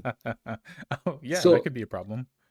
I never had EPO back then. So I was 80 a Rune Fencer Hmm. and I was doing skill chains and I had to heal myself the entire 60-minute fight with Sub Dancer without EPO. And if you've Oh done that shit. fight with gear back then, you would know how hard that they hit. I never had a barrier. I never had a wilt. Mhm. I was taking everything full force. It was terrible. Oh man, that honestly does sound awful. How did the fight feel as far as like compared to fighting the Shadow Lord, Odin and Alexander, as far as like the actual job or Final fantasy of it all? Honestly, it was really busy. Yeah. Like I at least on Rune Fencer, I was applying Gambit and Rake. Mm-hmm. I was applying Valiance. I was skill chaining. I was the main skill chain person for two people. I was healing myself at the same time, Mm-hmm. and I was applying box steps. And I think it was stutter step for the magic evasion on the Omega. Was this Like like the scariest or like the most intimidating fight of the three that you first started for with? for me, yes, yeah. Okay. This was the biggest step up from my point of view. I Mm-hmm. don't know about the other guys, but yeah, at least for me, yeah. Mm-hmm. I'd say even in a modern perspective, black and white isn't like scary. It just is like tedious. And Mm-hmm. then Unafraid of the Dark is kind of easy now, but Mm-hmm. Ultima and Omega are really intimidating. And it's kind of like fighting Mbose, where like Mm. it's a tightrope and you can just explode if anything goes wrong at any point, Okay. even now. Yeah, like you can That kind of recover reminds from me a of like TP move. Amanon. Yeah, that's pretty much what it is. Yeah, it's Mm-hmm. kind of Like, similar. because if a TP move goes off, you can survive it. Back Mm-hmm. even back then, it's just very Chaotic. rarely. Yeah, very rarely you'll survive. Mm-hmm. So it's like it's a stressful fight that's busy. It's not like you're kind of just spamming or like doing stuff and then periodically you have to pay attention for a mechanic. It's Right. just like constantly under the like wire where something will go wrong if I don't execute properly. Right. Yeah, Kind of on a side note, was this like the start of the TP drain strategy stuff, or were people doing that before this too? I actually spoke to Vice about this before the podcast. Mm-hmm. This was not the start. This The wasn't. reason, yeah, so the reason this strategy even came about was Mm-hmm. actually because of Aeonics. Oh. Do you know Erinus, the Mm. helm? Right. Yeah, Yeah, we yeah. still do that sometimes. Yeah. People would do Erinus with one or two tanks, and they would have like Mm-hmm. 5 summoners, and they would have a party of thieves just sneak attack with tactician's role. Wow. What's That, nuts about Mew is that it's AoE. So for like Aranus, you're Yeah, hitting everything. But Yeah. it just conveniently works out where if you have your tank centered between Ultima and Omega, the Mew hits both. hmm. Okay. and yeah, that was basically how this strategy came about. Mm-hmm. Is they just modeled it after it's because they couldn't survive the TP. Yeah, pretty That's much. Yeah. crazy. You guys have anything else to add? Dex, have you cleared this one? I've cleared everything but the last. Um, what we did most recently, like we just decided, screw it, let's do the fight again for someone who wanted it, Mm-hmm. and we subbed out. The typical strategy nowadays is to cheese it with two summoners. Mm-hmm. You do like one summoner does a Mew while the other one closes a skill chain from the Leaden Salute on the Corsair to with Mm. Regal Scratch to make a distortion Mm. for the Corsair to do a follow-up Leaden to make a Darkness. Okay. All the while a monk is tanking Ultima and punching him. Right. Yeah, I remember hearing Monk tank for Ultima Uh, was a popular method more recently. I've done it multiple times. The first time I cleared it, Mhm. I made a Corsair sub monk build with a lot of counter in Oh. order to tank Omega. It was Mhm. very cool. And the second time I did it, we is what I'm referring to. We didn't have two summoners, Mhm. so we were just like, let's just throw the blue mage in there. Fuck it, Mm. Oh and yeah. it was really powerful. Yeah, absolutely. Like blue mage sub dark knight. I was able to manage the TP a lot better than I thought I would be able to. I Mhm. kind of thought I'd get resisted a lot. And I think you could do it with no summoner. you didn't look at the meta composition and be like, "Hey, well, if I can't do it, or if I can't do that setup, then I can't." You didn't do that? I think a lot of jobs do the same thing as each other if you Mhm. like want them to. Oh yeah. If you have like some level of mastery over them. Hey, Yeah, I see what it's you did almost there. like there's an intention there. Mhm. I will say though, this fight is the one that I would like to do at some point, just because I like the idea of the cool Mhm. lightsaber hand to hand. It has nothing to do with you being obsessed with Monk. It just you think it Yeah. looks. Okay. Okay. Uh, So really quickly too, I wanted to kind of touch on some of the early prog for this fight because this fight went uncleared for about 4 months.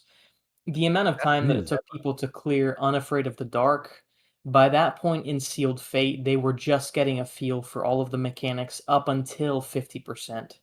And then Mm. they spent the next couple months not figuring out how to do the DPS check because Omega's magic evasion, even after the nerf, was just ridiculous from what I understand. Shiraz might be able to elaborate a little more on that, but this fight was not cleared until Artifact 3, if memory serves. So it's kind of an interesting fight where I don't think there are any recorded clears of it with only gear available on release. That's not really something that I think someone wants to go back and do. But yeah, this fight was really, really a torture for a lot of the people progging it early on. Like I mentioned, Two Man Cell, which was a huge group back in the time, they gave up on this fight essentially. Wow. Dang. Well, as Auction House would say, you truly are the biggest glitch. Yeah, that's true. I say that because I've been begging Vice to glaze me privately. But I still haven't oh been able You to. wow. always Yeah. Mhm. I'm very proud of them Yeah. for that. I've had to return several Venmo transactions. Mhm. I'm like, "Yeah, I'm not in that business, man. I'm sorry." One of these You days I'll can't wear just you send Can't down. me be the bought. money. Yeah. He's like the Joker. Can't be bought. You guys have anything else that you want to bring up about Sealed Fate? Perfect. Nothing in particular. Oh, Yeah. okay. So the next one that I have, this is the one that I know least about. I think it was the most difficult master trial that had come out to this point until they figured out that they could sleep everybody and just kill one of them. Yep. And this is a letter from Ryzen Jima, and this is also known as Heroines Combat, the master trial. Mm. So all of the heroines from every storyline. So we have in this fight, You get to do heroin in this fight. yeah, we have Lion, Aroha, Prish, Lillicet, Nashmira, and Arciela. And my understanding is all you had to kill was Aroha. Is that the one? That's That's correct. the one. But you don't know that all those chicks are in there until you defeat Aroha for the first time. That's true. Right. Bro, during the initial prog, that was the most terrifying thing, by the way, because nobody knew that, right? And I was progging that on patch day, right? And Mhm. because I actually had a group this time. Nobody Oh. knew that those heroines spawned, so when we killed Iroha, we were like, wait, this is easy. Mhm. And then like 30 seconds later, she just resurrects, like comes this chick just like Jesus out the ground, and she just spawns all of these ads, and we just died in 10 seconds. Like, holy shit. Now that we've Yeah. blasphemed and everybody's gonna come down on us for this heresy, let's see. When was the first clear? It took a while, right? It was about a month after it came out, even though Yes. Aroha went down relatively easily. So it was 3 weeks.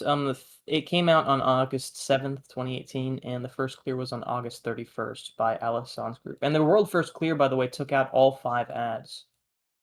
Wow, that sounds much harder and unnecessary than it needed to be. Honestly, my first clear was also killing all of the ads, and that's by far one of the hardest master trials I've done. Like genuinely, was on release, killing all of those ads was really hard. Mhm. So here's a quick question for you, Shiraj. Do you think it would have Hmm? been harder than the other Master Trials on release, other than Sealed Fate? Because that's kind of that's the odd one out here. It was I kind of poorly think balanced. that question's hard to answer in the current like spec that we know. If you Okay. take it into if you move the goalpost a little bit, if you look at because Heroines Combat was released, and we had the gear and the power creep to do it, right? We Mhm. also had the knowledge from the previous fights. The other fights Mm, were kind of like fresh, brand new, yeah. and a lot of people thought that you didn't have the gear for it. Mhm. Mhm. So Okay. I think if you put them all in the same spec of it's beatable, I would say Letter from Rising Gene was harder. Yes. So the Interesting. first 3 Okay. came out, like, in a batch, a few months apart from Mhm. each other, and then this one Yep. came out, like, standalone, right? Mhm. That's right. In fact, it came out about 2 years after the first 3, and I suspect they didn't actually know whether or not they were planning on doing master trials, but they figured they would add one because there was gear creep after the first 3. It's a Yeah. topic we touched on earlier, but they said that they were only getting budgets for 1 year at a time during this time of development, Mhm. so they did not know what they would be developing the following year, whether or not that would be gear creep or what. As a result, 2 years of gear creep made the earlier master trials, I say marginally easier because they were still really difficult at this time from what people tell me, Mhm. and they figured they would make another one for, all of the stuff that they'd recently released. And Letter from Rising Jima came out after Dyna D. Is that right? Yes. Before oh, okay, It yeah, was yeah, yeah. after. So it was before the R15 augmentation process, but Okay. after Dynamisty, Yes. yeah. Okay. Yeah. Interesting. Dyna D came out in November of 2017, I believe. Mhm. Yeah, That's it right, sounds okay. about right. I thought it was 2017. And this one came out in 2018, about Mhm. Yeah. halfway through. One thing to note as well, this was before the Red Mage buffs. And Red Mage made Iroha Master Trial significantly easier. What were the red mage buffs that made? Saboteur. Okay. Saboteur got changed so that it lasts a whole 60 seconds. Hmm. Whereas beforehand, it only lasted for a single debuff. And the duration was not that bit good. Okay. It was a And mini snipe. yeah, it was basically a mini stymie. And if the spell got resisted, Mhm. you just You just wasted your spell. fucked. Yeah. And I'm pretty sure it had a longer cooldown as well. I think it was like 5 minutes instead of 3 minutes. And Composure got adjusted as well. Composure got end spell damage plus 200%, which it didn't have before. And it also came with a bigger accuracy buff. Hmm. Okay. Was And then you Composure a factor that command? in with Dynamis stuff. You got the Relic plus 3, which was huge for potency of debuffs. Mm-hmm. So for the setups that I see for people clearing Letter from Rising Jima early, the most common one was Rune Fencer, Corsair, Warrior, Summoner, Bard, and White Mage. Does that sound about like something that you guys use, Josh? Real quick, I have 5,000 ping on Discord. I heard roughly what you said, but yeah, it's like really robot stack right now. But the first clear, I believe, used a dancer instead of a summoner, and we actually used the summoner instead of the dancer. Okay. So our first clear, we used a summoner to cheese the living hell out of the fight And how did you do that exactly with Summoner? with a mechanic that's actually quite unknown to a lot of people. We used Titan's Earthen Armor Mhm. paired with a Bard's Scherzo. Oh yeah. To get what is it, minus 95%? Minus 95% DT, Mhm. yes. And we basically took almost all of our DT off. We never used DT. Hmm. And we just ate everything up front. And Yummy. every TP move was going to kill us, basically. Mhm. And we abused the hell out of this strategy Interesting. to just survive because we couldn't survive. They were too strong. Hmm. You know, like mainly Iroha, she would magic burst you for like 5,000 damage. Even Okay. Aegis Paladin would get destroyed sometimes. You know, you needed full health, cure skin at all times. Mm-hmm. And Which ads would you say is the most threatening? Is it Lion? Lion, yes. Lion actually was the reason the fight took as long as it did to clear. Mm-hmm. Because funnily enough, it was actually our group that killed Lion first, and we posted on the forums, "We killed Lion. Here is how to do it." Mm-hmm. And yeah, so Lion was really threatening because it was the highest evasion mob in the game at the time. Okay. Um, How much and she accuracy did also, you need back then? I would say 18 to 1900. Holy shit. That's Keep in crazy. Even mind there was now. no Hmm. there was no red mage. You couldn't Yeah. distract because red mage was terrible. Mm-hmm. Um, With and it full dispelled. There was a 15 yarm, 10 yarm AoE dispel. yeah. So Wow. basically, Yeah, it was like a super high accuracy check and a full dispel, and there was really wonky enmity mechanics that even to this day nobody has really figured out. It's just we saw a pattern and we stuck with a pattern. You Mhm. know? Did you use a dedicated tank for this one? Yes, I was rune fencer for the clear. Okay. How did you end up managing the enmity with that issue? Um, so we had Dirge on the Corsair Mhm. because the Corsair was doing lead and salute, and we like one of the enmity things was job abilities that we noticed. For Mm-hmm. whatever reason, if I only tried to use spells like Flash and File, I would lose hate almost instantly. But if I used job abilities that directed at Lion, it held it more sustainable, which didn't really make sense. Oh, okay. Because even if it had less enmity generation, it still held enmity better on that particular enemy, which didn't make sense. Okay. Interesting. So about one controversial topic when it comes to this particular master trial is whether or not it was intended for Iroha to die twice back to back. One person, I think on the Japanese forum, stated that the other ads are programmed as trusts for Iroha, which means that it was accidental. They didn't realize that if you kill the summoner of a Mm. trust, it ends the encounter. Don't know how Mhm. much validity that is. But based on at least the first clear time, it really doesn't seem like the developers intended for back-to-back Iroha clears to be a thing. Mhm. Um, I would say regardless, I mean, that's yeah. nowadays, I what would were say you that's saying, true. Shiraj? Yeah. I don't think that's So, intended. but anyway, now you can. So yeah, have fun with that. Right. Hmm. Do you guys have anything else you want to talk about for Crystal? Do you mean Crystal Iroha? Paradise. Or sorry, Or not Heroine's yeah, Command. yeah, yeah. Sorry, No, I'm I'm making a quick mock up because there's I want to bring up something about Crystal Paradise as we're talking, paying attention to anything. So I wanted to ask if there was anything else you wanted to add. I All think right. the no. fight didn't age well at all, mainly because of the cheese. Yeah. Yeah. Oh yeah, yeah. Do you think that was intentional though? That you could just No, sleep everybody? It was just an No, oversight. because if you look at the future master trials, Mm-hmm. you cannot do that. I Mm-hmm. mean, you can make the argument in Crystal Paradise with the pets, Mm-hmm. but you still have to kill the bulk of the enemies. Mm-hmm. You can't do it in August, and you can't do it in Wings of War. So I think it was like not intended, and they fixed it in the other ones. Oh, okay. I gotcha. So Crystal Paradise is the next one. The the interesting best trial. yeah, the interesting thing is we actually have somebody that was here during that first clear. Let me see if I can pull up the picture. Oh, here comes the glazing. Well, no, it's not glazing. Okay.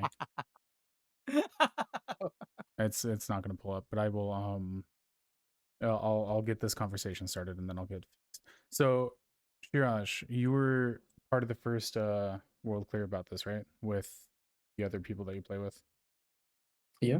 How was that process? What was that process like? How long were you progressing it before you guys got clear? So me and Big Timer did 90% of the prog because we were the ones that were available during the day. Everyone else was working basically. Mm, And me and Big Timer would do, I would say, 8 hours a day of actual testing in the fight for about a week. And then outside of the 8 hours, we would do setup strategies, like possible combinations. okay. And then whenever we had the people around, we would do 6-man pulls. Because prior to that, we would have to use Big Timer's alts because, everyone's working. Oh, okay. Um, yeah, so it was kind of rough having to use alts for some stuff, but, Right, right. we, So um, So I put up a yeah. picture here of the first group that actually got the daggers. And as you can see, there's a lot of really good characters in there, but there's one that's blacked out, and that was actually me because I didn't want my name being Yeah, yeah, yeah. confused with so I blocked out the little Taru up there. Before the race changes did come out, I was a Taru. And I really did most of the work behind this clear, but I try to keep it under I wraps. thought Sometimes I post under my my pen name Shiraj. Yeah. I Yeah. thought that Oh, you okay, yeah. were an Elvon the entire time, but you created that character to do this master trial because you wanted a fresh experience. I thought that was I fun. really wanted to gimp myself to Yeah. let, yeah, yeah. Okay, sorry. That's all the bullshit I was trying to do. So Crystal Paradise is interesting because I talked about the Shadow Lord being like one of the most iconic fights in the game, but I think But that was a lie. the archangels might even be more so. Mm. I feel like I don't know. What do you guys think about the archangels as like the imagery of Final Fantasy 11?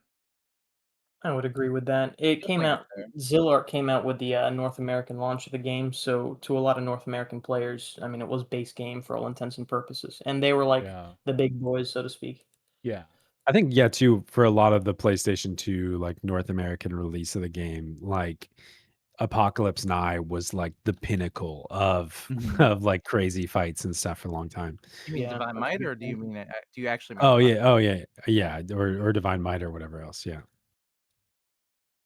Yeah. Basically, this fight is Divine Might plus Apocalypse Now. Hmm. Mhm. That's true. Yeah. How recently ago did you do this fight, Dex? Uh, Shraj did it yesterday.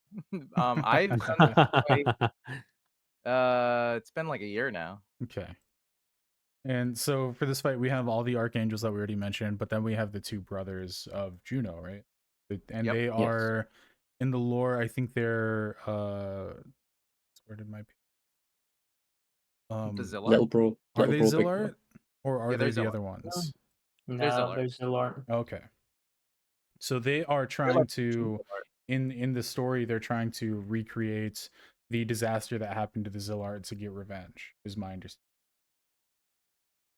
They just. I think what happened to the Zillart Mhm. was in the lore Right. was that something went wrong with the device and people, you know, prevented them from using it to access the gods. They're trying to open like a portal to gods. Hmm. Okay. Um, the So Zillart that failed or, lost their telekinesis or whatever became Kulu, Hmm. and the Kulu are the ones that formed all the structures on Vanadil, the like little Horototo ruins and all those like weird structures on the planet. Those were Hmm. from the Kulu. Okay. And when the uh when the brothers' device in Tulia Sky was destroyed or prevented from activating, all those Kulu got cursed and turned into tomberries. Hmm. But so, basically, the archangels are all crystals that Camelot made in the image of older warriors, and Hmm. essentially they like hold those memories, and they're crafted in the image of the children of the crystal, which is why they all like take a form of a different race and have different types of attributes assigned to them based on like you know hubris and stuff of each of the races. Right. So they created the angels specifically to stop the adventure from stopping them from using the portal. Is that right? Yeah, they're Okay. trying to open the portal to the Right. gods. They want to become gods essentially. Okay. so, do you guys want to know some weird things about 11 lore? I guess specifically about the Absolutely. Zillart. Oh yeah. Sure. Um, it seems the game implies that Promethea's body, when he died, Altana broke open the crystal, like the original crystal. All of the mother crystals were one at one time. Hmm. The light mingled with Promethea and it broke his body into quote mini vessels. It's what it says in Chains of Promethea, and those were the Zillart. Now the Zillart can access each other's memories, meaning that they can actually see Promethea's memories, but they don't know they were Promethea at one time. Hmm. So they remember seeing Altana's face back when the world, before the crystal was shattered and the world was still the realm of the gods. But they don't remember Promethea's face for obvious reasons, because you don't look at your own face. That's why they titled Promethea the faceless god. They don't have any memories of him. Wow. That's crazy. That's deep. At a certain point, I wonder like how much of this Vice is just like absolutely making up. Um, because like I believe that all this stuff is really cool and I like it, but the lore in the actual game doesn't go as deep as some of the stuff we've been talking about, does it? I mean, it's really fragmented. So Mhm. if you play through the expansions, every once in a while, I don't know, probably a dozen times per expansion, there's one like I don't know, there's one cutscene that almost plays out like an acid trip, and usually those cutscenes they Yeah. elaborate a lot more on the lore than like the standard cutscenes of meeting Lion at a particular building or something like that. There's so much fluff, and then suddenly there's a lore episode, and you have to pay Right. attention and take Yeah, and it notes. is worth noting, like, there are 9 lore books in Japanese for Final Fantasy 11, and the writers love writing about this game. So it's not like the lore was an afterthought when it came to this game. Oh yeah, no, absolutely. Yeah, That's awesome. definitely. Shirash, question for you. How many different setups did you guys try while you were progressing through? And why did you end up Honestly, in ninja? okay. So one of the so do you know how like before the monthly thing happens, you can see like a preview of what's coming? Mhm, We seen that it was like archangels for like a master trial. mhm, And we seen like the little brother as well. And we immediately started to do like testing and like research mhm. on the older fights before the patch even came out. So did you do the Divine Might high tier battle as a Um, testing ground? we did Divine Might, and we also did the Celestial Nexus and the other one. I forget what it's called. Gotcha. Just to Um, like get the closest eye level variant exactly. of Yeah. them So like on. almost a identical feel to what the moves are going to be and how we can handle it. Mhm. And we did all of this before the patch even came out. Mm. So, and we kind of came up with the ninja strategy before the patch came out because we realized, like, yeah, shadows block most of this. Yeah. So how Obviously, close was your first composition to what you cleared with? it was quite close. It was quite close. We changed a few things. Um, we originally were going to have a Geo in there, Mhm. but because damage was not the strongest at the time, because we didn't really have the magic accuracy to land defense down consistently, and we didn't really have the accuracy to land Frazzle all of the time, because you Okay. needed Nitro to land Threnody on some stuff. Right. So it was a bit rough. It's not too bad anymore though. Mhm. But yeah, we swapped out a Geo for a red mage on the final composition, and we had the ninja sub warrior instead of sub rune fencer at first. Oh, okay. Because yeah, we had the ninja full tank, but then we were having DPS issues. Hmm. So you cleared it with sub rune fencer, or you cleared it with sub warrior? We cleared it with sub warrior. Okay. For the Yeah, yeah. Berserk and provoke was just nice. okay. Why didn't you try throwing multiple rangers at it like most people do for every new master trial? So that was actually something we were going to test. Like, funnily enough. Mhm. And the reason why is because of the not only is the Taru a pain in the ass, there has the little brother, or in the lore he's the big brother. The little He brother Smaller has by big brother. size. yeah, Yeah. smaller brother by size. We call him little bro, Mhm.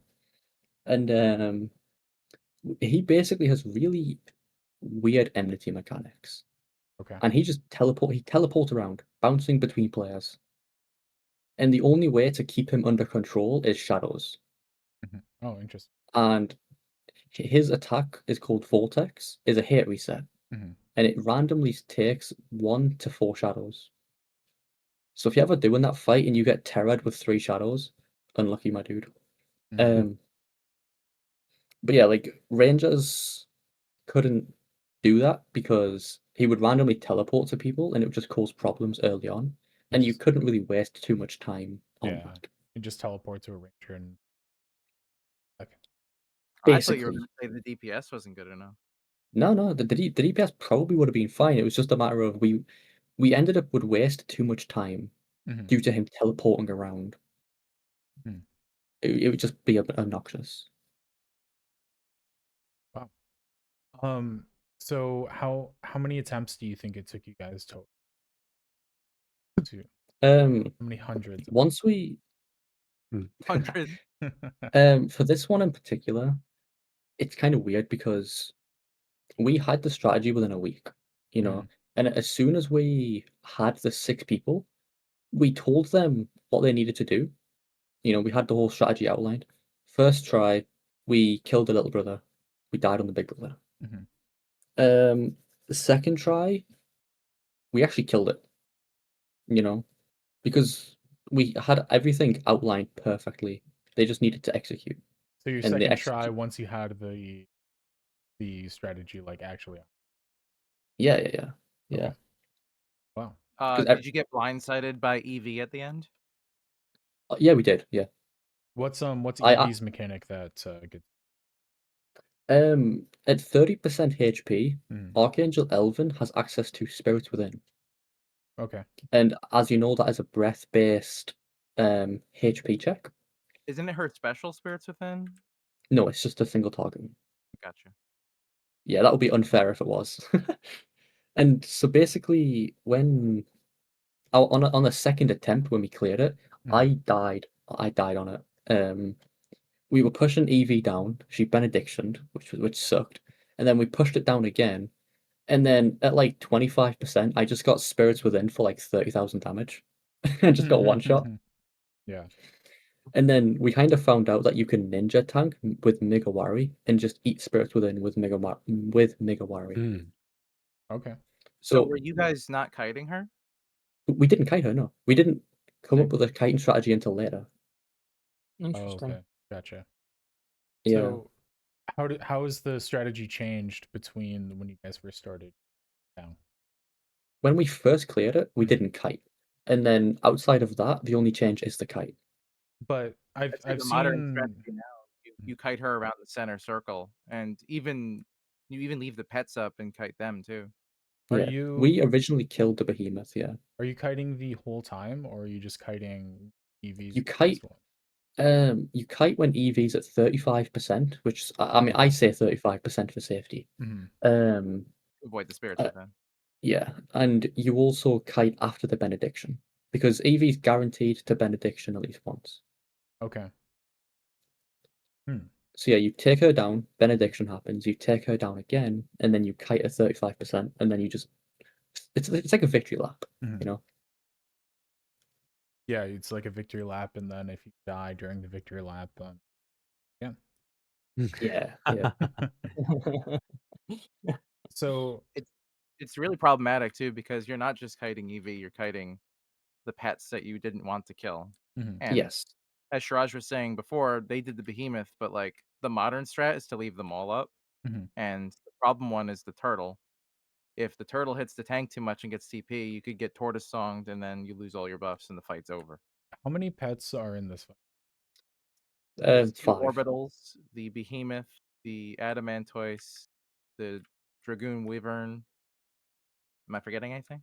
Nope, it's 5, yeah. 2 orbitals, 2 pets, and the Wyvern, yeah. Okay. So what do the behemoth and the adamantoise go with? That they The can't Mithra. both be they're both the Beastmaster?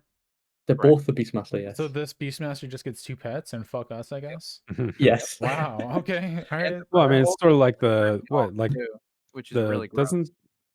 doesn't the Limbus Geo get like 3 bubbles put out Yeah. or Yep. something like that too? Like, yeah, What's they going don't on follow with the same this? rules. How come our Beastmaster gets left in the dust? Spray For Beast shit machine real. love. on. That's crazy. Could you imagine Beast with two pets? It'd be so strong. Sometimes. Maybe not all the time, but sometimes. Let me It would see be one better. You could use something else yeah. and generous Arthur. Yeah, exactly. Oh man. Shiraj, I've heard you say that you think this is the most well balanced and probably your favorite fight. Or do you still think I that's agree with that. true, and why? Yeah, I stand by that to this day. Mhm, Because this fight is really well balanced. mhm, It's not super complicated in like mechanics, mhm. but it's very heavily based on execution. Okay. And like to this day, if you execute the strategy that we put out, you will win this fight 1-1 every single time if you do it correctly. Hmm. And if you do not execute as it's, already done, you're gonna struggle. And I like that Okay. because there's no luck that messes you over. It's just you either perform and you win, or you underperform and you lose. It's purely skill based, and I like that. Hmm. It's not a challenging fight. in like mechanics. It's just challenging to execute, and it's such a good way of balancing content, in my opinion. Cool. That's awesome. Vice, were you playing when Crystal Paradise was cleared? I was playing at that time. I was doing a lot of story though. You're doing so Yeah, okay. so Were yeah. had you already started your Master Trial series at that point? I hadn't, no. In Okay. fact, I started it after Oathsworn Blade. It was relatively recently that I started that. Hmm. Um, I was tracking it though. I was interested when I saw it, largely because I had always been a fan of watching the Ultimate Raids in 14. Mm-hmm. And then I heard the Master Trials had a really interesting progression cycle way back in 2016. And then literally like a week after I learned about the old Master Trials, that's when that New Year's announcement came out that they were making a new set of Master Trials. So I was pretty excited to see those come out. I was like one of the only people in the world excited to see those come out who wasn't actually doing it. The only one. Yeah. Okay. That's cool. You guys have anything else you want to talk about for Crystal Paradise? I think if you put like the most iconic fights of the Master Trials, I think Crystal Paradise and Unafraid of the Dark might for iconic. I do agree with that. Yeah.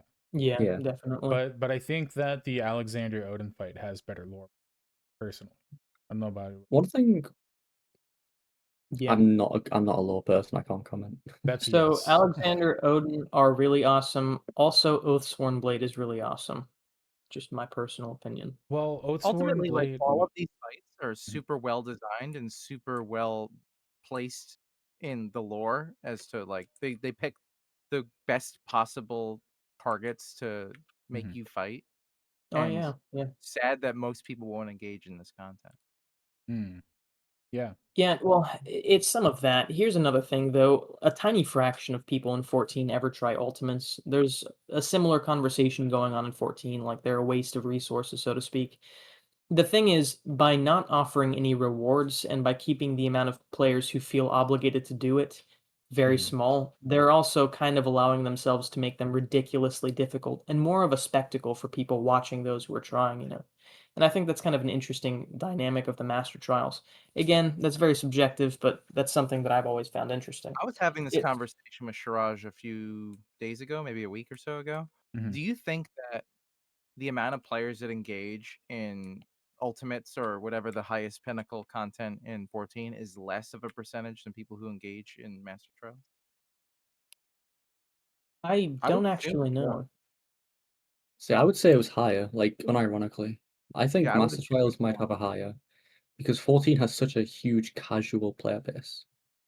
Yeah, Mm, that's a But the really, other really good aspect of the point. conversation, right, is that the ultimates are a build off of something that already is a piece of content people engage in, right? mhm, I think so, yeah. Hmm.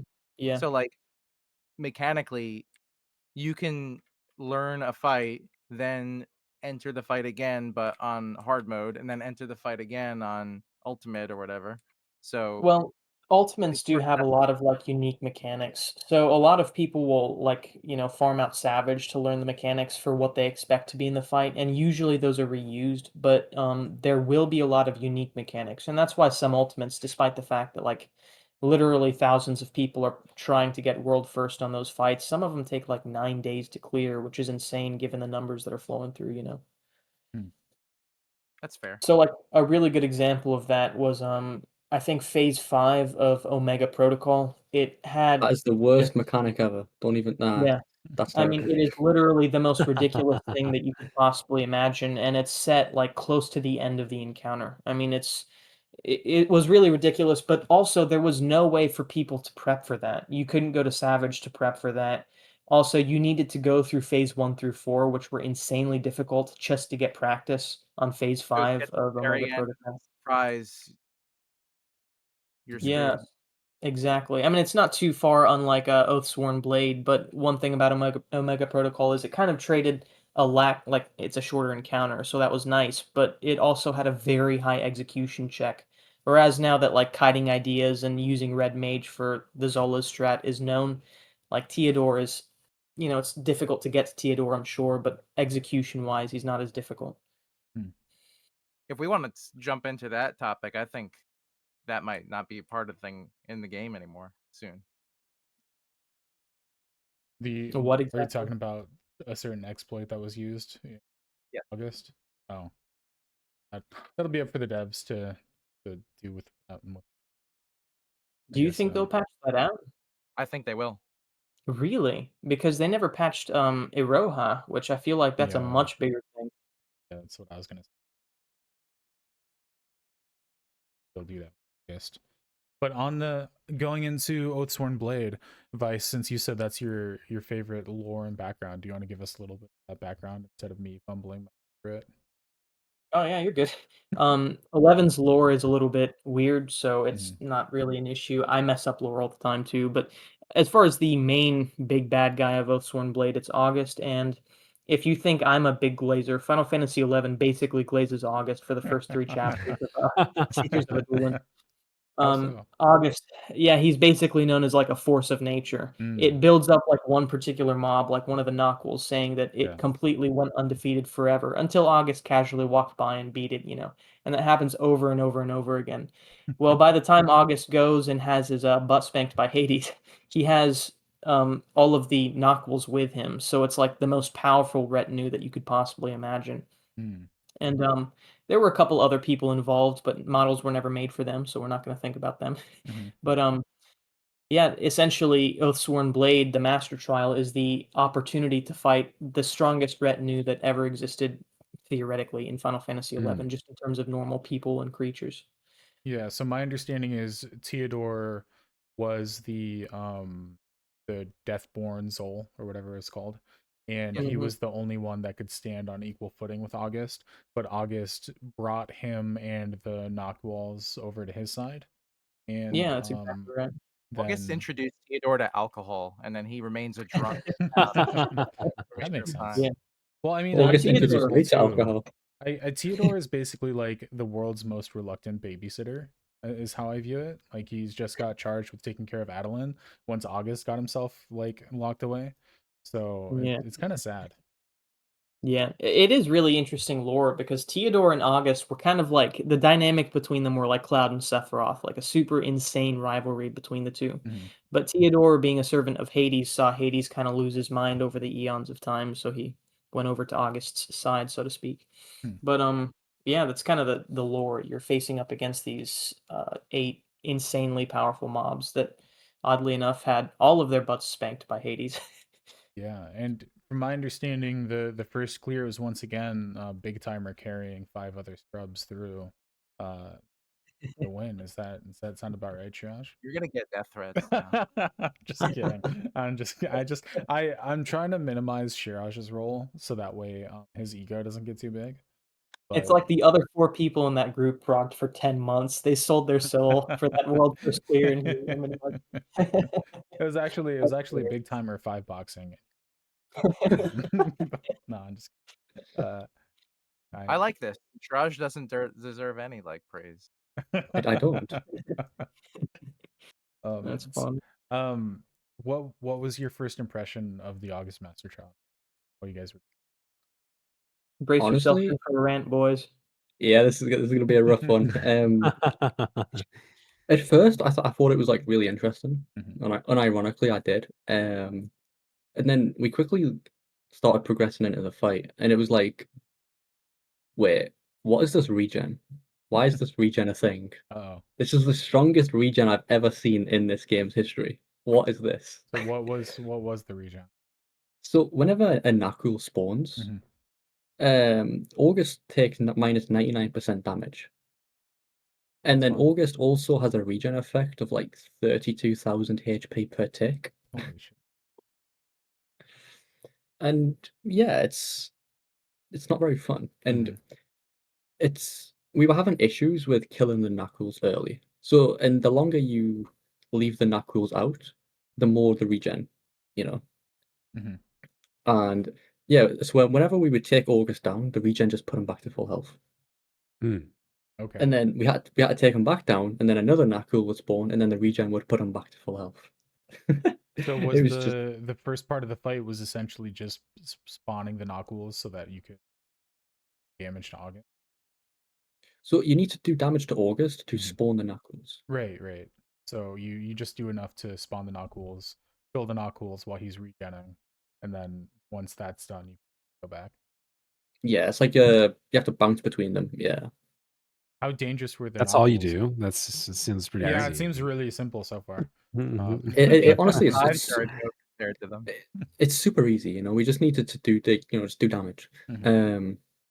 Honestly, I said this very early on, and I got a lot of backlash for it, but I still stand by it to this day.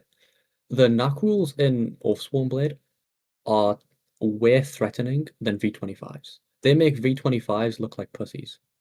Mm. I I've never tanked something Mhm. and been scared for my life if I'm going to survive. Oh yeah, Like which is I ironic because you make die all the time. Like half your stream is yeah tanking the floor. yeah I'm a good face tank, you know. Just tanking the floor, eating some concrete, you know, why not? And as scary as these were to tank, he had to do it 6 times. Yeah. But yeah, like I've made comments about like I could probably tank Arabati V25 with 0 healing from a paladin on Mhm. Rune Fencer, you know, just chugging meds. Which I would hmm? no, go ahead. I would I would like a white mage healer kill bombing me non-stop for this fight. Dang. Like it's just the damage, the incoming damage is that drastic. Mhm. I don't like it. You know, the way threatening. Were any of the Knockwalls in that fight specifically more threatening than the others, like the shark, for instance, or Wetsy? The I think it depends on who you ask, because Okay. in the party composition, Hmm. the shark and the bee were dangerous to them. The bee, interesting. Yeah, lion's worth to the tank, right? yeah. The lion was the bane of my existence. And the Mhm. T-Rex I hits like almost, yeah, I almost had a full crash out because of that ice lion. Okay. And what exactly was it? Was it because it was dispelling you, or what was going on? Everything. Everything. Okay, that so think paralyzed about aura deeds. yes, think about this, right? The longer you go in the fight, the stronger the auras become, Mhm. right? So the paralyzed aura from the ice lion is maybe a 10 to 15% proc rate at the start. Okay, I didn't know they had auras too. Yeah, and you go Yeah. further into the fight, that Mhm. aura gets stronger. So that paralyzed aura is procking like 50% of the time. So Dang. essentially, when an ad spawns, the first ad has a 1 minute aura. The second ad has a 2 minute aura, Mhm. which is Three. why at the end of the what? It's first ad is 3 minutes, second Okay, ad is 3:30. the progressives, Mm. Yeah, it's and like then 30 seconds every time. Yeah. the final ad Theodore has his end doom aura or whatever, a doom touch that lasts for 7 minutes. Okay. That's Wait, crazy. he has You a can time doom them aura. out, Okay, right. Wow. And by the way, you cannot remove that doom, which was like the big reason no one could clear this because, you might think, "Oh well, stock up on holy waters. Yeah, that's not doing anything." Well, the other aspect of it is no one knows how to remove the auras. Like if from a progression standpoint, like these boys were fighting this fight and it took them God knows how long to get, to the second ad, to the third ad, and then, the DPS wasn't there and you have to make Mhm. some sacrifices and be more brazen and then people just keep dying and dying. You finally get to the sixth ad, okay, we're gonna get to August finally, and then Yeah. finally Theodore spawns and you get 5 seconds before he one shots the tank, and then 5 seconds before he Jeez. rains down hell on the whole party, and you don't get any time to test anything. Mhm. So how did you circumvent the doom aura? We just kept dying over and over again. How do you keep Um, doing damage if you're just dying over? so there's different like mechanics in that fight, Mhm. and specifically for Theodore, you don't need to do damage. Okay. Because for the first 1 to 6 knuckles, Mhm. you have to kill the knuckles as fast as possible. And Right. you have to like kill the knuckles before August regens too much HP. Mhm. Otherwise, you're not going to beat the DPS check. The seventh Not just knuckle, because of the regen though, right? It's because of Daybreak. yes, Oh, it's a mixture of that. Yeah, it's both. Yeah, What's Daybreak do? Daybreak gives August access to no quarter. No Access quarter is the to what? 10. Oh, okay. No quarter. Yeah, no quarter is the 10,000 damage move that you have to split among party members. Oh, okay. but also he's like super, super, super tanky during Daybreak, where he has the Yes, wings out. he takes less damage during Daybreak as well. Hmm. And So Daybreak lasts exactly as long as the Knockle prior to him using it stayed alive. yeah, so if Yeah, it and took it's you worth 5 minutes, clarifying really quickly. When they're talking about Daybreak, August has two stances. One is his standard stance, and one is his Daybreak stance. Mhm. It's a stance. They're talking specifically about the stance Stances. that he enters. Yeah. Thank you, Vice. Thank you. Oh my god. You guys got to dumb it down for us people like me who have literally no idea what you're talking about. So that's why So I keep asking these questions. despite the fact that Wings of War hasn't been beaten, Mhm. I feel like I can say with confidence that Oathsworn Blade is the most complex Master Trial. Yeah, it's probably going even after Wing of War's beat. It's probably going to be, at least from what I've heard from top players, executionally the most difficult encounter in the game Hmm. by a pretty heavy margin at that. So Oathsworn Blade came out before Wings of War. Is that the only reason Yes. you guys did that first?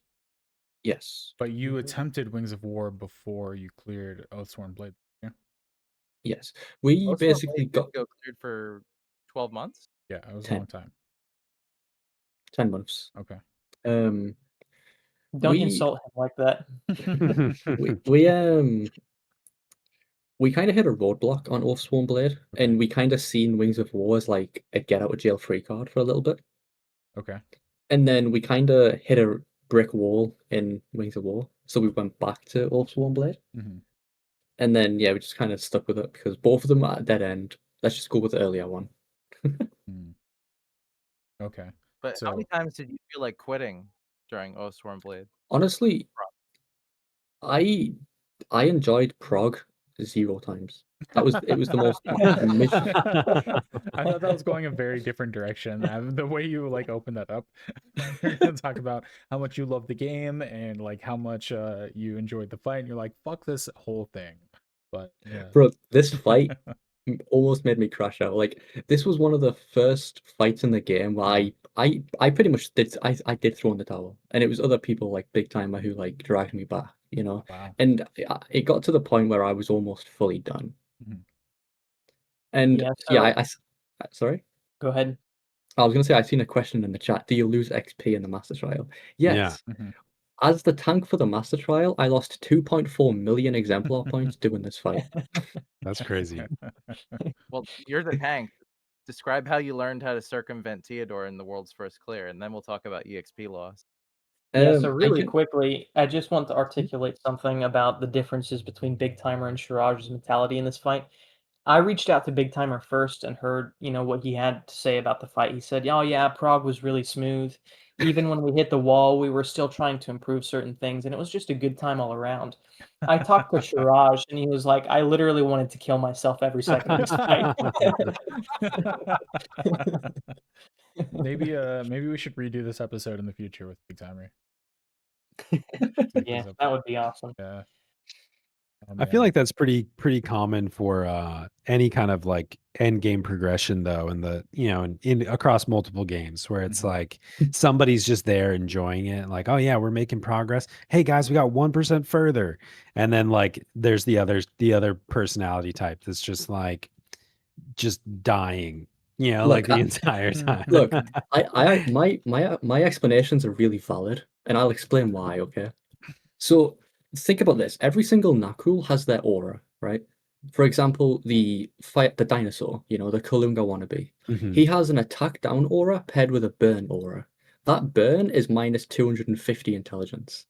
And if you know Yeah. anything about the damage type and the damage formula, Mhm. you know minus 250 intelligence is a lot. You're gonna That's a get lot of Yeah. fucked. And paired with the fact that this dinosaur hits harder than V25 Kalunga, he will just one-shot you with Searing Serration. He does not care.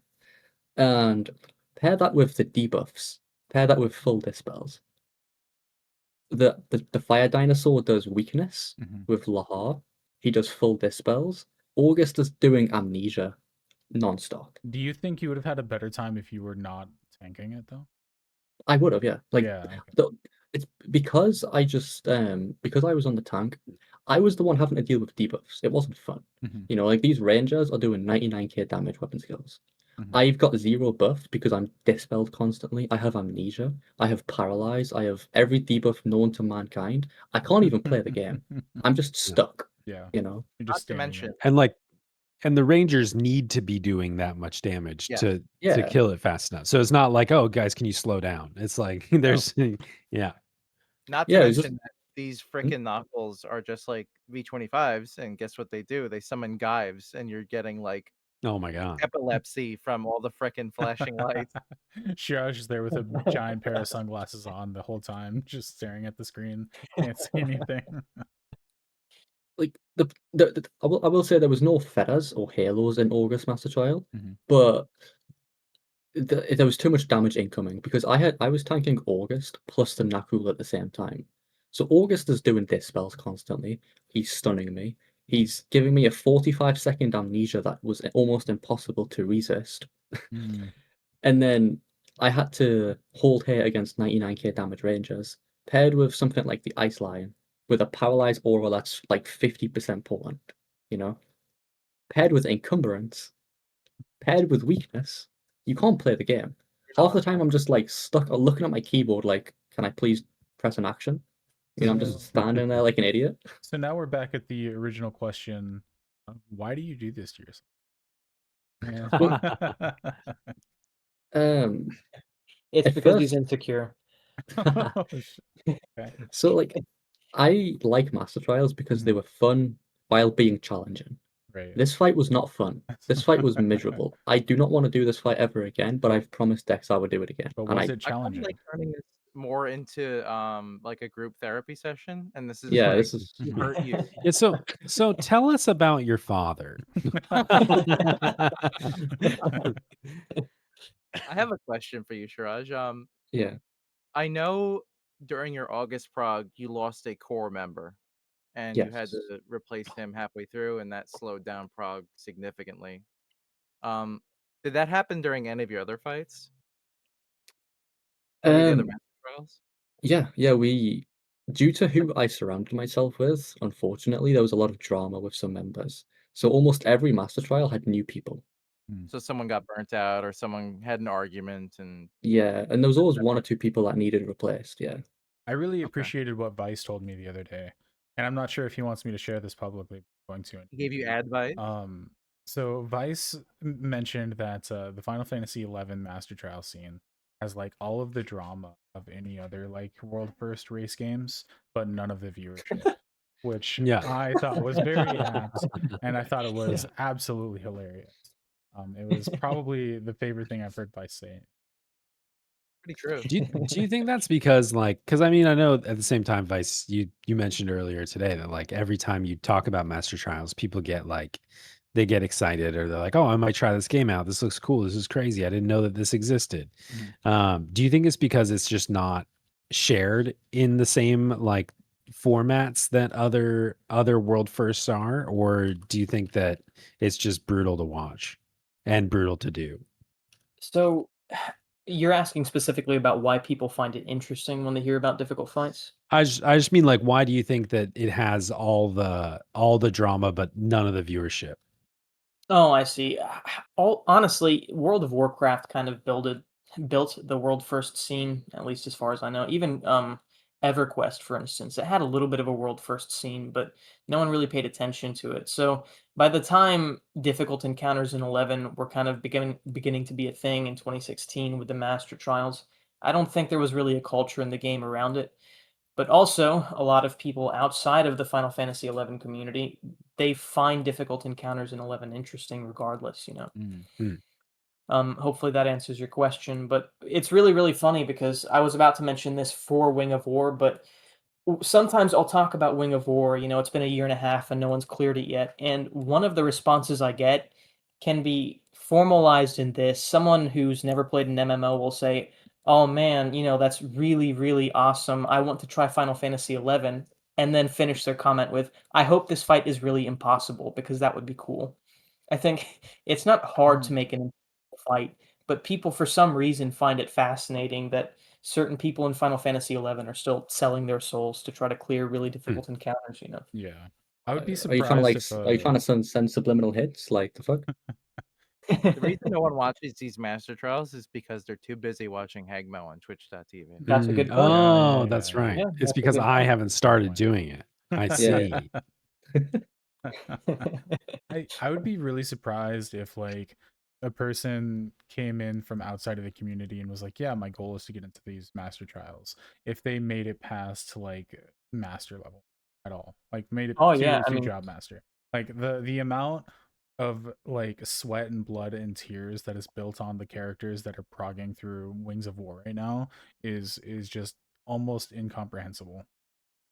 and that's the thing. Like, what happens is usually there are two people who want to try 11 after the after hearing about master trials. Mhm. There are those who will start and then realize, "Oh, yes, finally I got to level 99. Okay, am I ready for Master Trials yet?" And then they immediately unsub when they look into it, right?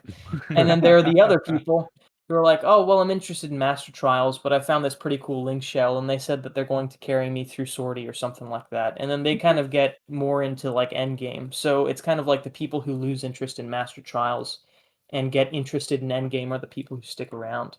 That doesn't change the fact, though, that I feel like there's a lot of things regarding the master trials that the community would find really interesting, Mhm. but no one's really talking about it, other than a handful of us, you know. Mm.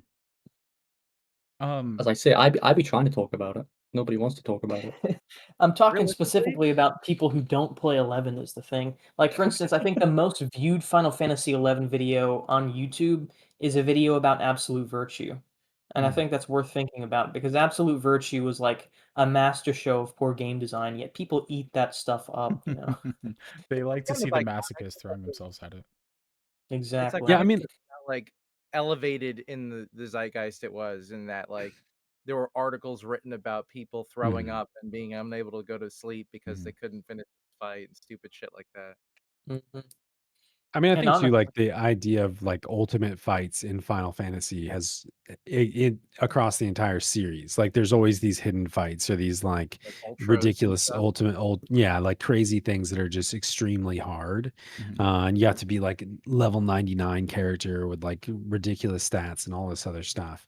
And so I think that like when people that are fans of the series see that, there's examples of this in 11, they're interested, and then it like starts this thing where it's like, oh wait, this game is something people still play, like Mhm. it and like, for people that weren't initiated into 11 when it was, more popular, this idea that's like, oh, I could go back and I could do this. I've played all the other Final Fantasy games, maybe I would be interested in this. I think that there's a variety of angles why it's fascinating to people, but Mhm. It's also an even from the examination of the human psyche, right? Because, like, people like to maybe not conduct violence onto others, but they like to watch people hurt themselves. Just can't look away.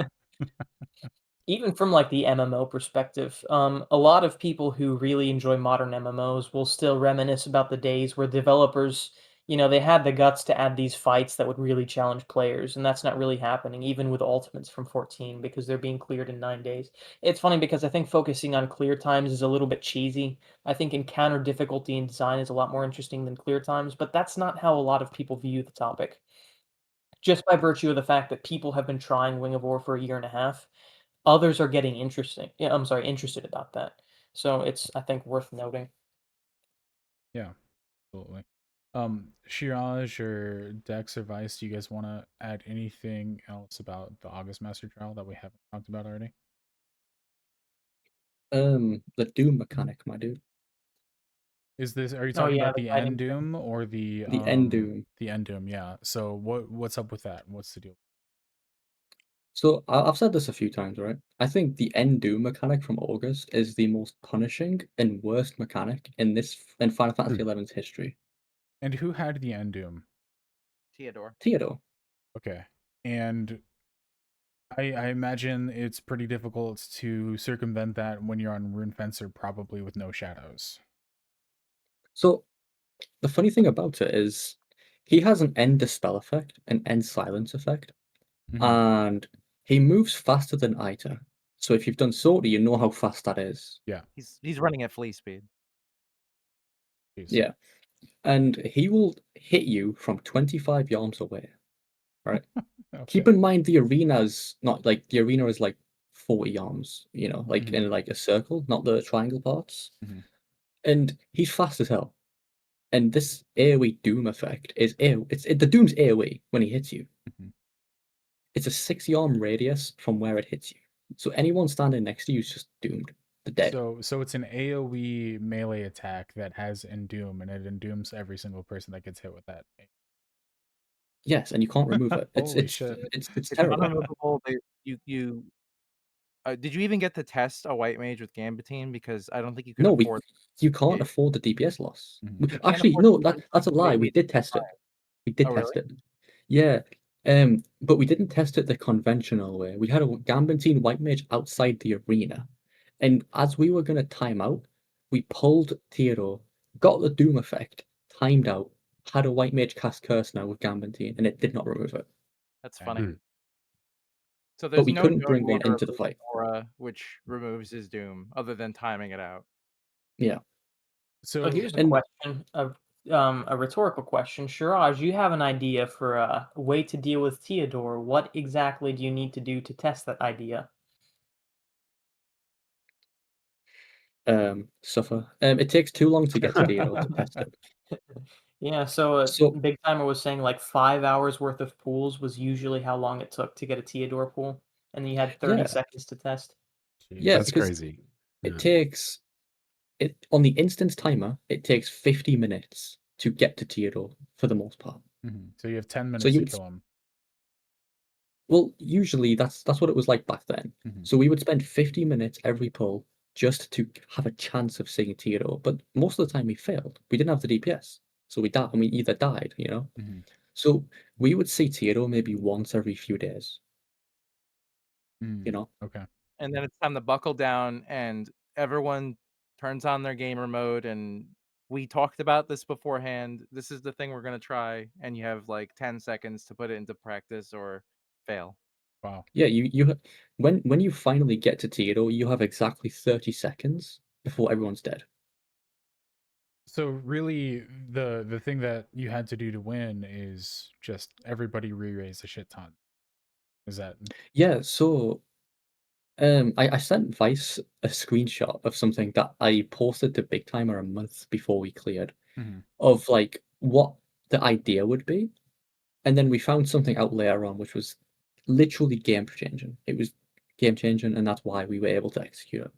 But Okay. this Um, strategy only came about because you had reviewed the footage and noticed that after he killed somebody, he like walked back instead of linking to August immediately. kind of. It was a mixture of many things.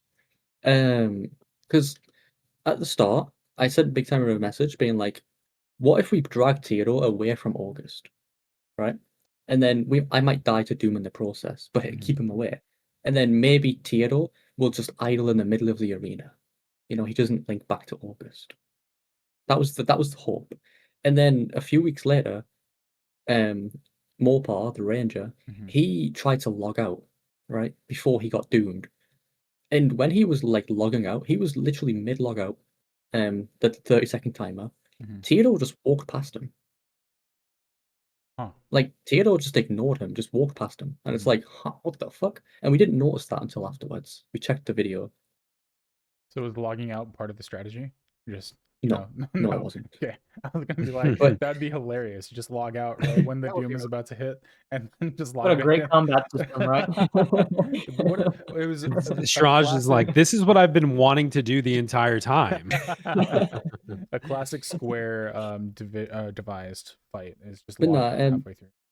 so because we seen that he was logging out and Mhm. Theodore just walked past him, that gave us the idea that it's not area wide enmity. Mhm. So Interesting. then we were like, okay, we might be able to drop the party and like split the enmity up, right? And then zombie him while the enmity was split up. And then we had zombie rotations to keep him on the other side of the arena. Jeez. Because beforehand, we found out Mhm. when Theodore does go from one side of the arena to the other, he full sprints when he hits the middle of the arena. He full sprints at like 250 to 300% speed straight to me, hits Mhm. me with Doom, and I'm dead. But during the walk, because without aggro, he actually walks quite slow. Mhm. So you're able to re-raise up, claim him, die, someone else claims him when he walks back, and then you just cycle the zombie. because So he doesn't link until he's about halfway in the arena. Hmm. really quickly too, from what I understand, dropping party, at least this is the way Big Timer described it, it wasn't necessary, but it made spacing a little bit easier, right? Yes, So yes, literally you went through the whole debacle of dropping party, which wasn't necessary, just so that spacing, you don't spend a week trying to get to Theodore and then you die because spacing is slightly more strict when you're in one party. exactly. Yeah, it's like we didn't need to do it. It's just at the time we found it easier because we didn't want to test anything else. Hmm. Damn. It's worth noting that this fight's now been beaten 3 times and no one has Mhm. replicated your strategy. Because it's Yeah. terrible. What's interesting is that, like, I don't know. I think that, like, the early master trial fights, just as we've gone through, the Mhm. early master trial fights were very much so like, here's a hard fight. Like, you form your party up, you do, you fight the encounter, and you're fighting the Shadow Lord and some beastmen, etc. And I feel like what's interesting is that the last two fights that have taken so long are almost like the devs are like, now you're fighting the system. Like, now you're fighting the dev and you're fighting the limitations of Final Fantasy 11. Like, it's not just about doing the encounter anymore. You're like literally using these weird, like, necro strats and stuff like that, where you're dropping and retaining aggro and dealing with his run speed re- relative to the arena and all this other shit. And like, is that part of the fight, or is that just like like, or are they designing this fight to be done in 3 years and it's meant to be impossible now, and you're just exploiting the system to a degree just through your mastery of the game, where you're working around the limitations that they put in front of you. I truly believe that no one has found some sort of hidden mechanic that allows the auras on all the knockwolves to drop. Because if Theodore's aura were able to be dropped, you could surmise that any of the other knockwolves would have had a mechanic that allowed their aura to drop. So someone would have found it through progress at some point. But I assume it's not found because the way Theodore Despite works is completely berserk and stupid. Mhm. And the only alternative that has worked has been like stymie bind, or was it sleep? One or the other. um, Zola's strategy had a Geomancer sleep and sleep 2 rotations. Because for some reason, Theodore's a dark type, but he gets slept with dark based sleep. That's And he interesting. cannot be slept with lullaby. It is physically impossible to sleep him with lullaby. So I had an So, idea while Hegma was talking, and I think they should add in one more master trial. But this time, instead of like mobs from the game, it'll just be like the Fujita. developers. Like, so you'll fight like Matsui and Fujito, and It's then once you like beat all of them, then Tanaka rises up like out of a coffin and comes and like just one shots everybody. Bro, Um, I Vegeta would headbutt me, bro. So anyway. really quickly, I wanted to mention something, I guess, a little bit in response to Hegmo's his point. Mhm. Originally, when Taniguchi made the first three master trials, he was of the assumption that they would not be beat for months. Mm, I mm, think the reason they were beat so quickly is because at that time they hadn't really had a lot of experience making very difficult six-man content. I could be wrong. You guys would know more about it than I. This time around, though, they have experience with the Swordy bosses. They have experience with the Odyssey bosses. And now that they have more six-man experience, they're like, okay, let's try to really torture the people for the sake of the audience, with these new master trials. Let's see how many views we can get out of this. And So Exactly. one thing I will say is one of the main difficulties why this fight took a while to prog as well Mhm. is because of the mechanics that Square Enix has started to love to do. And it's genuinely the only reason Wings of War has not been beaten as well. Square Enix now loves to give everything super high evasion Mhm. and then full dispel you. mhm. Yeah. Because if you go back to Iroha, that was one of the struggles on Iroha with Lion. She would full dispel you with a super high evasion that was not reliable, that was not possible to reliably keep. Mhm. So you had to Evasion resort to a forces you to have super buffs, and then they dispel the super buffs, so you're kind of screwed. Yeah, and there's not enough stuff in the game that would let you have it with normal buffs. That's part of the problem. Like August, the evasion for August is like 2,150, which if you use melee terms, you need 2,190 melee accuracy.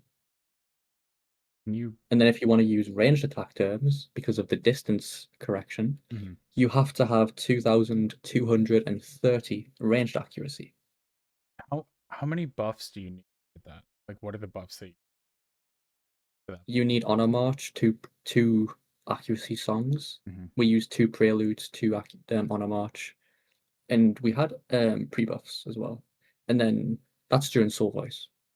That's during When Soul Soul Voice is Voice? down, Holy shit. yeah, Okay. when Soul Voice is down, you need Indie Precision at the same time. But you also have Hunter's roll if you do Zola's strategy. Yeah. I mean, to be fair, Oh, man. Zola's strategy is only doable because of the null gear. Before the null gear came out, they said that they didn't have the accuracy or the magic accuracy to do it. There's also the exploit, but we don't have to get into that. Yeah, that's not for me to get into. Yeah, let's avoid that topic just to avoid the whole world first conversation. But yeah, it's Now, we don't actually have to if you guys want to get into it, but there are a lot of people who really, really want to defend the idea that that isn't an exploit. I'm not I going to get think into it. It's just a little weird. I yeah, say I to those think players, like, go into the fight and try to replicate it and tell me it's not an exploit.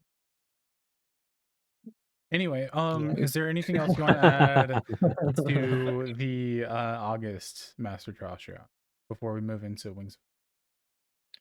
this might be a controversial take, Mhm. but I think August is probably the hardest fight this game's ever released. And I don't think this fight would be beaten if it was 6-man only. Okay. I still think this fight would be unbeaten if it was 6-man only. Yeah, this fight has only been beaten. No matter who beat it, all 3 people that have beaten it, it's only been beaten due to outside buffs and the way if you're in the same zone as the arena that you're zoning into, you get to keep everything. If that was removed from the game, then these fights that fight specifically would no longer be possible. Yeah, because so for about 8 or 9 months of the prog, we never used outside buffs, and that's why we had such massive DPS issues. Yeah. As soon as we added Crooked Miser's role, Crooked Tacticians, Crooked Chaos, Crooked Samurai going into the fight, paired with guaranteed 30 minutes of soul voice because we had an outside bard. Yeah, we had scholar buffs as well. As soon as we added that, we were on pace to clear the fight comfortably. It's like having more than 6 party members in the arena because, half of those jobs doing buffs, that's what they would just do in the arena anyway. Yeah, and that's the thing. It's like I would stand by it. We would not have cleared it. Nobody else would have cleared it if they never had more buffs outside. The fight is that hard, and it's that overtuned in terms of stats and That's a stuff. perfect segue into Wings of War. Actually, I Yeah. have one more question about August, Shiraj, and that is, do you still like Master Trials after you've been deal with August, or did that kind of kill the fun? Honestly, August killed a lot of the fun I had for Master Trials, just being honest. I enjoyed the prog and the blind prog of Master Trials, but I think August kind of killed a lot of it for me. Like, I like the other ones. I do not like Wings of War. I do not like August. Well, that was going to be I my don't next want question. to do them. Is are you enjoying Wings of War more than you did August? And it doesn't sound like you are. Honestly, so far the Wings of War prog is easier than August, because it has different load blocks. Okay. But from my perspective as the tank, I can actually play the game. Okay. Whereas in August, I can't do anything. I'm just a sitting duck, just eating debuffs. I'm just eating like panaceas and remedies the whole fight. Can't even like use a spell because I'm paralyzed or amnesia. It's just I can't play the game. You're not I didn't like debuffed it. shit, you just don't have any buffs. Well, yeah, but that's the thing with August. You have lines worth of debuffs paired with no buffs, and then you have amnesia, and then you can't do anything. Right. Whereas on Wings of War, it's just you have no buffs. Gotcha.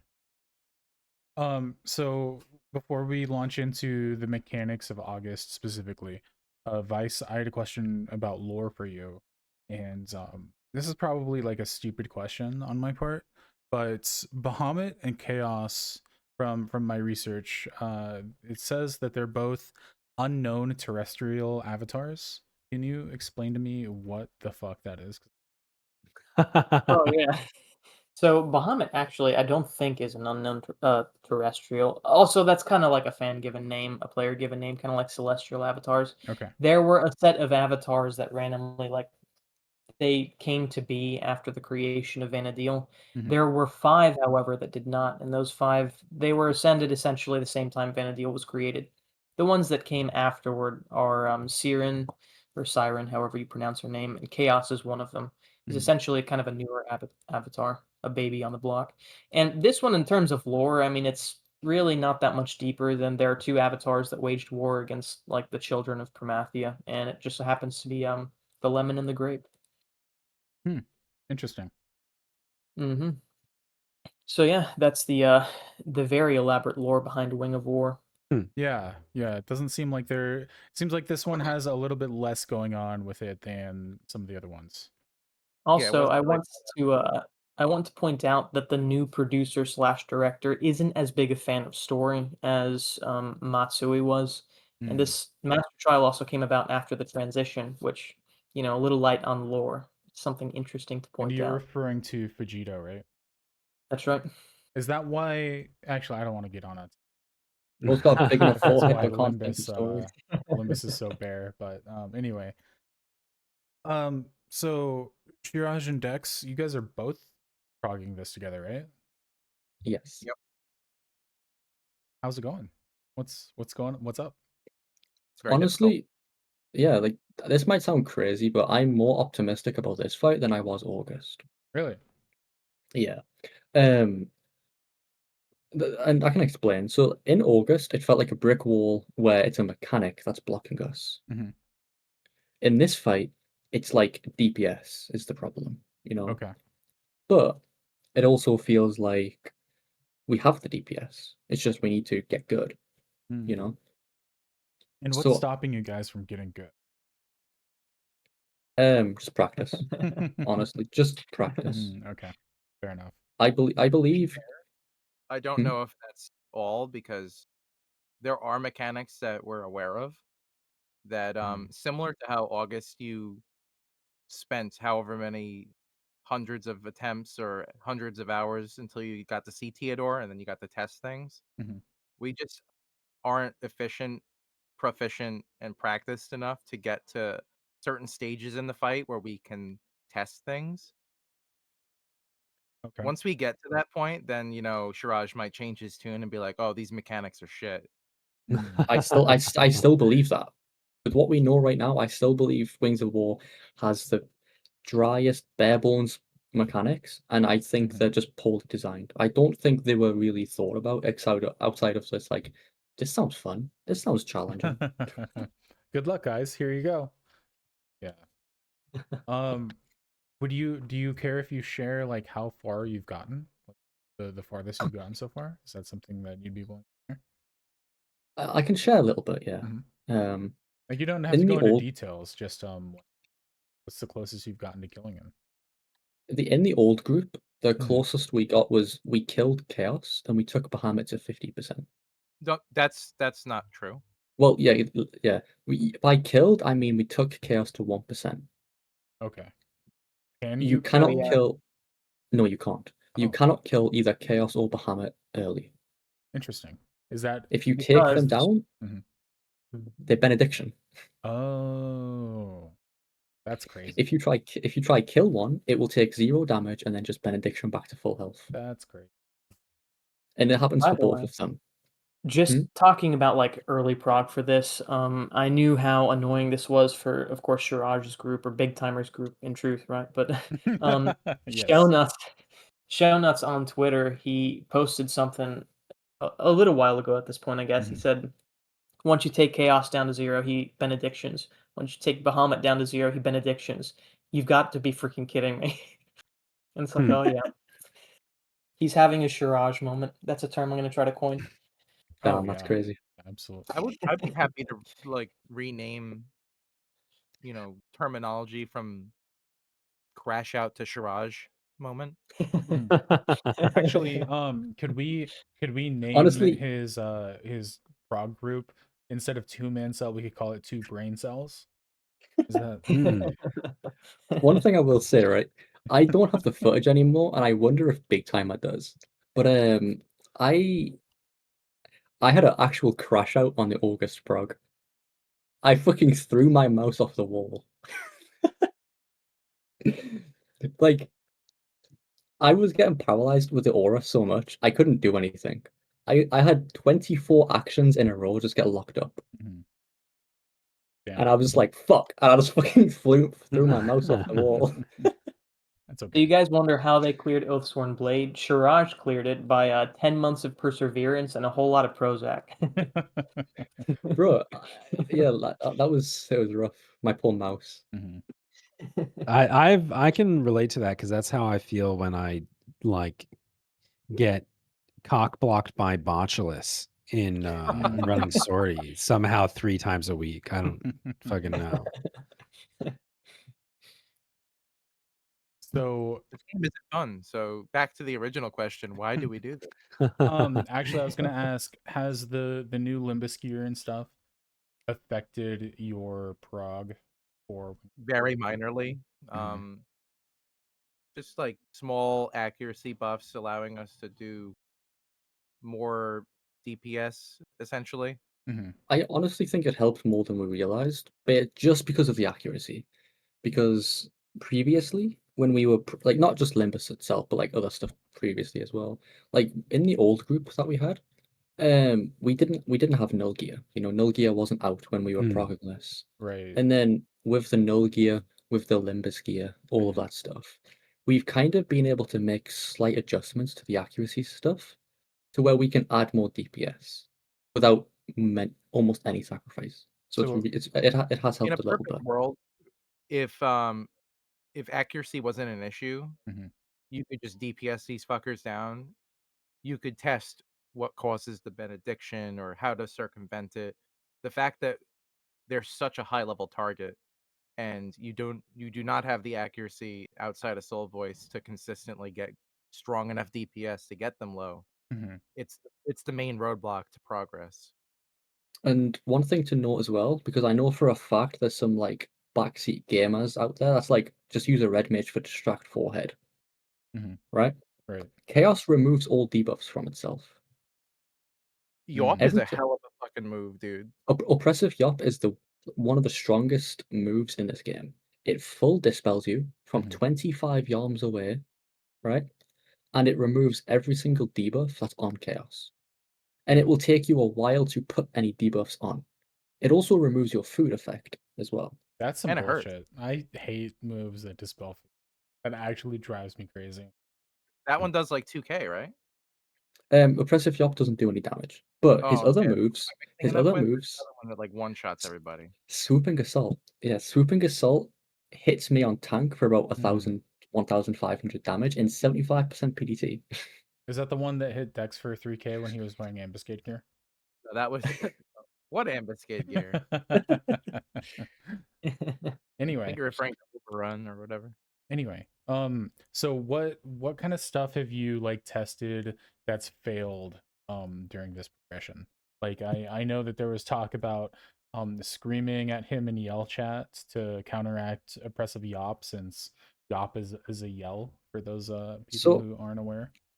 I can't say too much simply because unless other groups want to be vocal and talk to us, I'm not going to say anything to them because I've tried reaching out and I get blocked. Okay. So, but we've tried many things. Mhm. Even going as far as doing emotes and stuff. Okay. Um, Many things have been Have tested, you tried but logging out for this one? Shraj tried hitting the gritty last time we did it. Gritty. yeah, Okay, good, I put good. my webcam on and started gritty and Mhm. like it almost worked. It I'm almost worked. surprised it didn't work, to be honest with you. Yeah. Um, the other You're gonna thing, have to twerk next time. yes, absolutely. The other thing that I was gonna ask is, how long have you guys been consistently back up on working on? We honest, this might sound really stupid, but Mhm. we've never really been consistently progging this fight at Hmm. all throughout Okay. the entire release of it. Nobody has. Okay. Every every single group that's attempted Wing of War has Mhm. been on and off prog. They've never hardcore progged it, and it's because it feels more of a stat wall than a mechanic wall, as I Oh, mentioned. right. That makes sense. It's So not people like just you're trying to solve a puzzle. It's we can't do the damage because we don't have the gear to Mm, do it. yeah, Mhm. that's pretty much why. And a lot of people are like taking it slow, you know. And our group personally have had like scheduling issues. Mhm. Obviously we had to like remake the group. I had to like get some people together for that one. Um, and yeah, it's like we've never fully dedicated time to it. Like even Okay. though it's been out for pretty much like a year and a half, it's never had more than 4 months of dedicated prog, you know? Okay. Yeah, and like So, Shiraj said, it's also worth noting because the gear wall is like one of the biggest issues with this fight. Um, the other runner-up, they're really two serious groups who, I guess, are in contention for world first simply because most master trial groups are still stuck on August. But both of them have been on and off because I mean, if you don't have the gear to mathematically meet the DPS check, that's not really something that you can play around. That's just something you have to wait for. mhm. Yeah. Do you think you have the gear now, or still gonna have to wait a couple updates? I'll be honest, I don't know if Dex shares the same opinion as me. Mhm. I believe this fight's beatable right now. Okay. Um, I've done as much theory craft and theory math in my head as much as I possibly can, Mhm. going based on like experience with the fight. I believe if we dedicated enough time and got lucky, Mhm.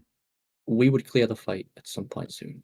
I think we It need to be machine perfect in execution, and we would have to get extremely lucky with a certain thing in order for it to be killable as is, assuming there's no hidden surprises like there was with August. yeah, Mm. Okay.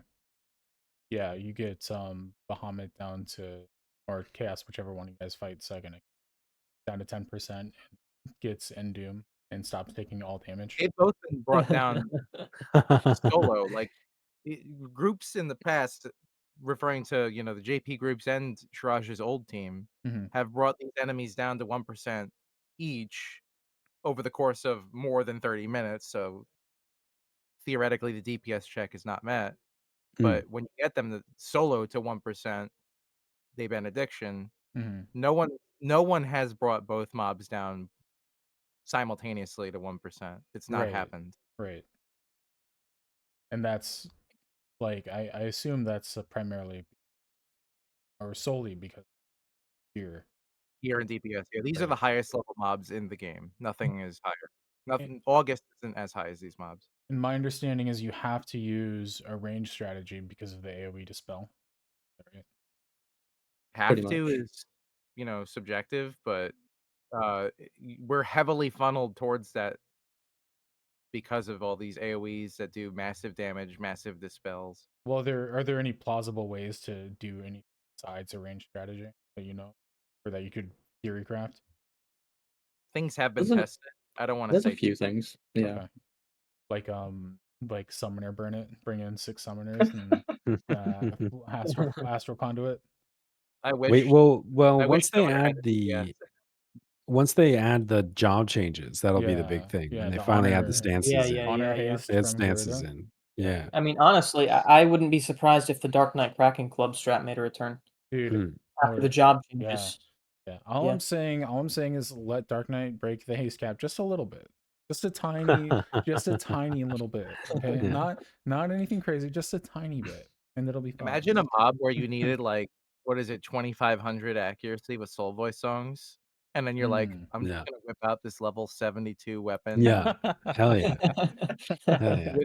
with, like, D minus skill, and I'm just gonna swing at it a lot." So Really, the it's a one shame. thing that like I was just gonna say, like on master trials, Mhm. like the one thing that bothers me about like the progression, and it's very noble that there's people like Shiraj and Dex and everybody else who are like throwing themselves at progressing these fights and sacrificing their time and stuff. Is that like what we know about the Final Fantasy 11 development team, um, in the scale of it and everything else? Like there is a majority possibility, 99% chance possibility that they don't even know if this is doable. You know what I mean? Like nobody has ever done like a test run Mhm. with perfect mechanics and the exact stats. Like I Mm. like, you know what I mean? Like there's a good chance that it's just physically not like I think one mathematically thing not that sets possible to do something. 11 apart from other MMOs is the cryptic and nature and the lack of communication from Mhm. the development team. Partially because they're such a small team and they have very little tools to work with. But like even what they do share with the community Mhm. is monthly or bi-monthly on a JP only stream. Mhm. Yeah. So Mhm. in large part, they it's hard to say they don't respect the player's time, but they just don't have enough resources to like dedicate enough information to get to share. Like Mhm. uh, my biggest gripe is like they're keeping track of this stuff and they know who's beaten what. When August gets defeated and then another 6 months goes by and it's only been beaten twice or something, Yeah. that should be a red flag. Like you've put out this content, maybe give some hints or release a little paragraph in one of your update notes that Yeah. says, "Hey, they've congratulations, they've defeated it. They did this, and we were kind of thinking they would have done this." Yeah, exactly. Mm. Right. Because but and that just goes sends me back to the idea that they are as they're shocked that somebody beat it, but they don't have any recommendation on what to do. You know I what I don't mean? know Like if that's there's true. I as a player who's doing this, I feel like that's true. I'm not as cynical maybe. Like I I want to just believe that yeah. they have at least in from the design standpoint that they had an idea of what people would do to win Mhm. and maybe they underestimated the accuracy or evasion or something and that they did at one point change August's evasion by like 20. Yeah. So there was some really niche thing happening there that they thought maybe the accuracy was too much or evasion, but you know what I'm saying? Like I think from a developer standpoint, they had some sort of strategy cooked up that was baked into how the fight is supposed to progress. Mm. And Yeah. And I mean like I think that they should give us yeah, hints. it's on paper, like I'm sure that some designer did on paper, but like what we know On a about napkin somewhere. yeah, what we know about the Final Fantasy 11 dev team is that there's not even 6 people to try. You know what I mean? So like what like how, if you've never tested it, if it's never been like pushed through, I don't know. Like I can't imagine a scenario where, even in a test environment where they've The got devs on the Enterprise go inflated into a stuff. Yeah. holodeck and load up Yeah. 5 max level characters with Yeah. 10 times the normal stats, and they're like, "Yeah, this is fine. We could beat this." Well, they did put out the video of Wings of War, didn't they? Saying. They put out B-roll footage. Yeah. And that was I am completely legit. I I troll am Siraj all the legitimately time curious. because in the B-roll footage, there's a ranger meleeing with axes at melee range, and they're using a paladin, and I'm like, "Clearly, we should be using paladin for this." Clearly. Yeah, I Remember am what really happened when we curious. did use a paladin? What's up, Vice? What Not was a that? good thing, apparently. I am really curious as to like what their intentions with the master trials are, because like this sort of nonsense, as terrible as it is to be a player trying this Mhm. or even being involved in 11, it clearly resonates with an audience of people who don't or aren't actively involved with 11. Mm. So it makes me wonder if master trials are legitimately just marketing pieces of content Mm. or, Yeah. Yeah. like, first principles, what were they thinking when they decided to implement master trials? Mhm. They're clearly showing some thought as to, like, what assets they'll reuse, how they allocate resources in most other content. Yeah. And the design decisions might be bad, but you can understand why they would revamp Limbus. It's because it didn't really have a purpose, right? Mhm. So, like, first principles, what was the idea or the intention of the master trials? And I legitimately don't know as someone who's been doing a lot of research and trying to promote them quite a bit, you know? Well, they've done all these interviews in their attempt to kind of like create a time capsule for 11 and archive everything in the past, like 2 years, where Mhm. they did that huge website with, timestamps and The We Are dates Vana'diel stuff. and interviews Yeah, with exactly. all the developers that worked on it along the way. I Mhm. think it'd be a great thing for them to interview one on one the guy who created all these master trials Mm, and kind of like they're not really picking his brain, but showing to the players who read the article, like, what the intentions were and how yeah. they went about things. Yeah, I mean, we Yeah. can only speculate. I can imagine that part of it is like creating an encounter that pushes, the limits of not only players, but also like encounter design in this system. It's kind of like a love letter to all the mechanics in Final Fantasy 11 and just like really pushing it to its limit. Mhm. But also, I mean, I imagine that it's also like what content can we create that's a carrot that literally can't be done for 3 years. Like they're Mhm. trying like everything in Final Fantasy 11 I think is about extending time commitment. So like what can we put in the game that's always going to be there that people are always going to be pushing to fight. Mhm. And which makes sense in the way that they're not killable now. Like it's from the beginning they were designed for the next iteration of gear drop. And so, perhaps Wing of War like needs 2026 or 2027 gear to be done. Mhm. Yeah.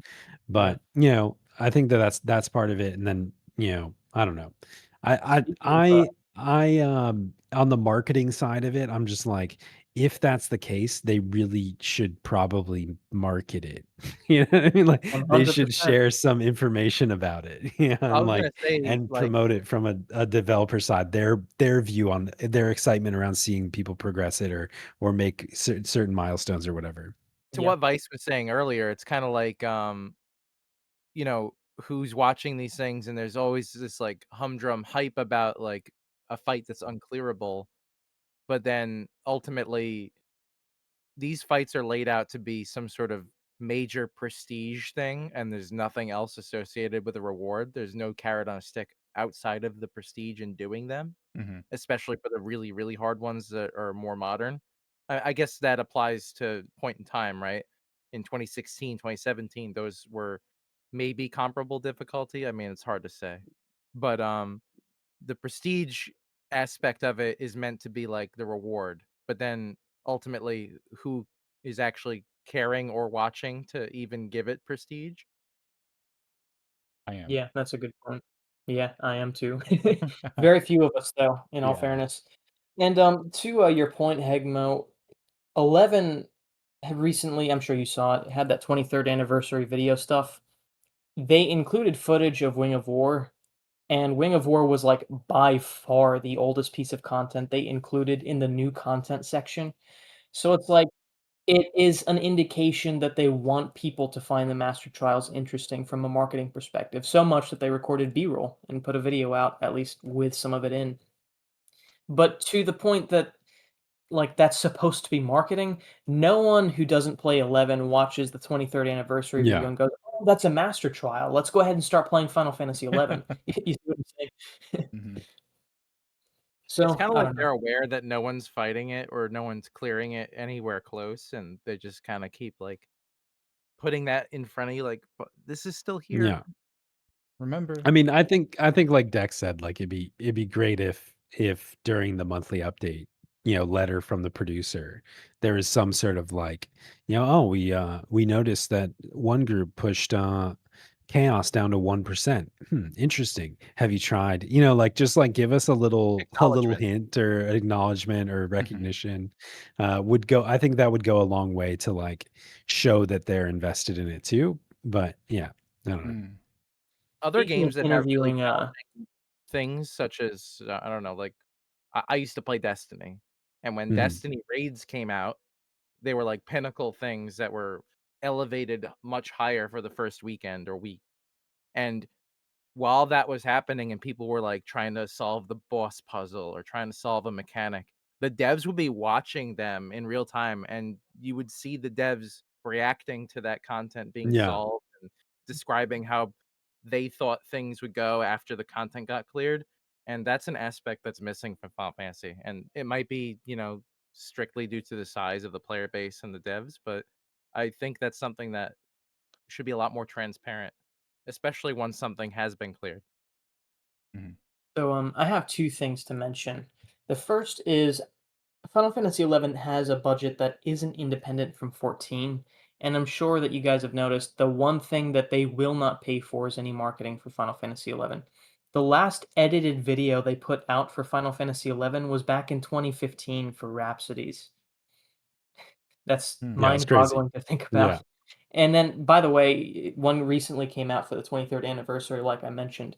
I think they want Master Trials to be a marketing piece of content in their own right without any upfront costs. Mhm. But they don't understand that that is not a thing. No content works like that, even in other MMOs, you know? Second thing, though, as far as interviewing developers, I potentially have a lead on a way that I might be able to interview Taniguchi. I don't know if Whoa. it'll happen yet, but I am going to try my dead level best to get a hold of him at some point. I think if you accomplish that, that'll definitely put aside the Hegmo Vicenarian rivalry. And I gotta get on my connections and get a big interview going. yeah, yeah. So, sorry, Hegmo, you had a good run, but I think we might as well just call it quits now.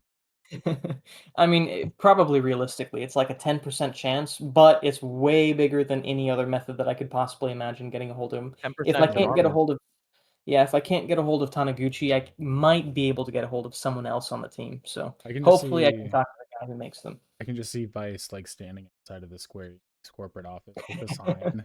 He's like, please, please, if you work on Final Fantasy 11, please come talk to me. But Yeah, that's and I just want I every day that goes by, they ignore me. That 10% goes to like 9%, 8%. Oh Vice man. I has this walked past massive it like in script in for questions and interview topics, and then yeah, at the very bottom of the list, he's like, "So what about these master trials?" yeah. I walked past the Honestly, Square Enix headquarters in Japan Oh in yeah. January, and I was just like, how fast do you think they would kick me out if I just walked in and asked if I could, you know, share my thoughts on Final Fantasy 11? You're getting dragged out and you're like, wait, no, I'm Hegmo. I'm Hegmo. And yeah, It they're might they're have just like, done you what? better if you cosplayed as a Galka. Oh yeah. That's yeah. true. Well, here's the thing: if you walked in there and asked to talk to the Final Fantasy 11 staff, you'd probably surprise the people in that building that people are still working on that game. Yeah. Yeah. Two? Final Fantasy 11? The They're front like desk looks at trying to all the different translate it. departments, so like, Do "We you don't mean have that 14? here." they're in sub basement Yeah. way beneath the They're in the garage. men's bathroom in the lobby. I have one more question to wrap this up with. Um, each of you can respond however. And that is, do you guys think that there should be more master trials added?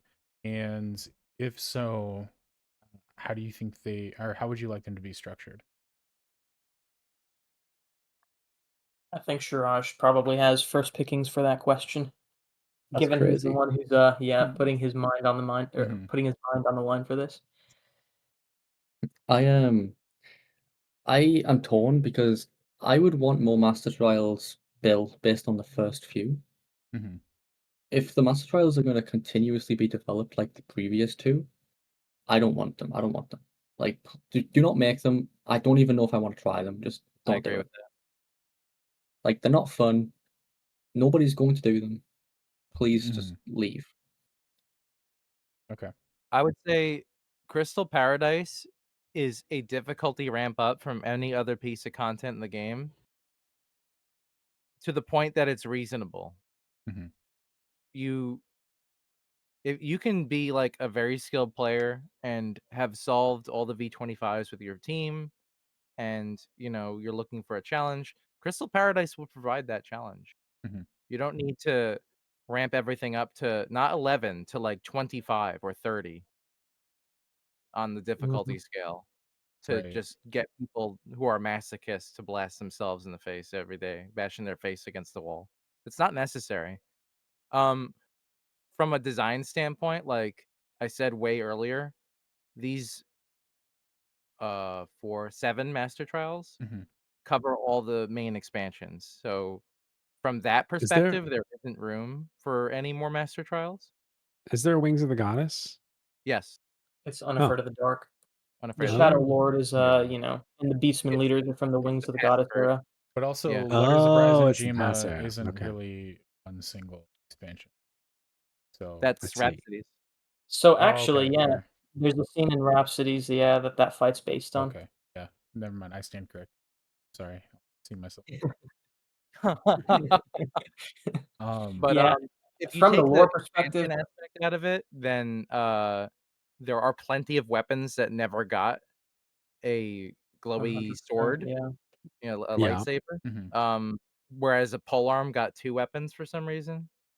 Uh, Yeah, where's our glow club and I would our like a glow club, a glow Exactly. shield, a glow scythe. I think there's room in their hearts for them to make content to reward something similar to appeal to everyone who plays every job. Mhm. I just Because put it in the logging campaign later. It'll be from fine. the aesthetic standpoint, people who do these for the reward, who actually care about the reward, Mhm. um, there's only so many jobs that utilize those weapons, and it's not really widespread enough to appeal to everybody, which is a stopgap to getting more people involved, even though it's a subsection of it. Yeah. Yeah, and finally, like say from the lore perspective, I genuinely mean this. I have a terrible feeling that if they do add another master trial, it'd be something cheesy like Shantoto. I really do not Hmm. want that to happen. Honestly, it sounds great. All right, There's a lot now. of Shantoto stands out there. So In a She is world And like where the the mascot. dev team Shantoto's has the mascot. it really is. she's kind of the mascot. She was in Dissidia, right?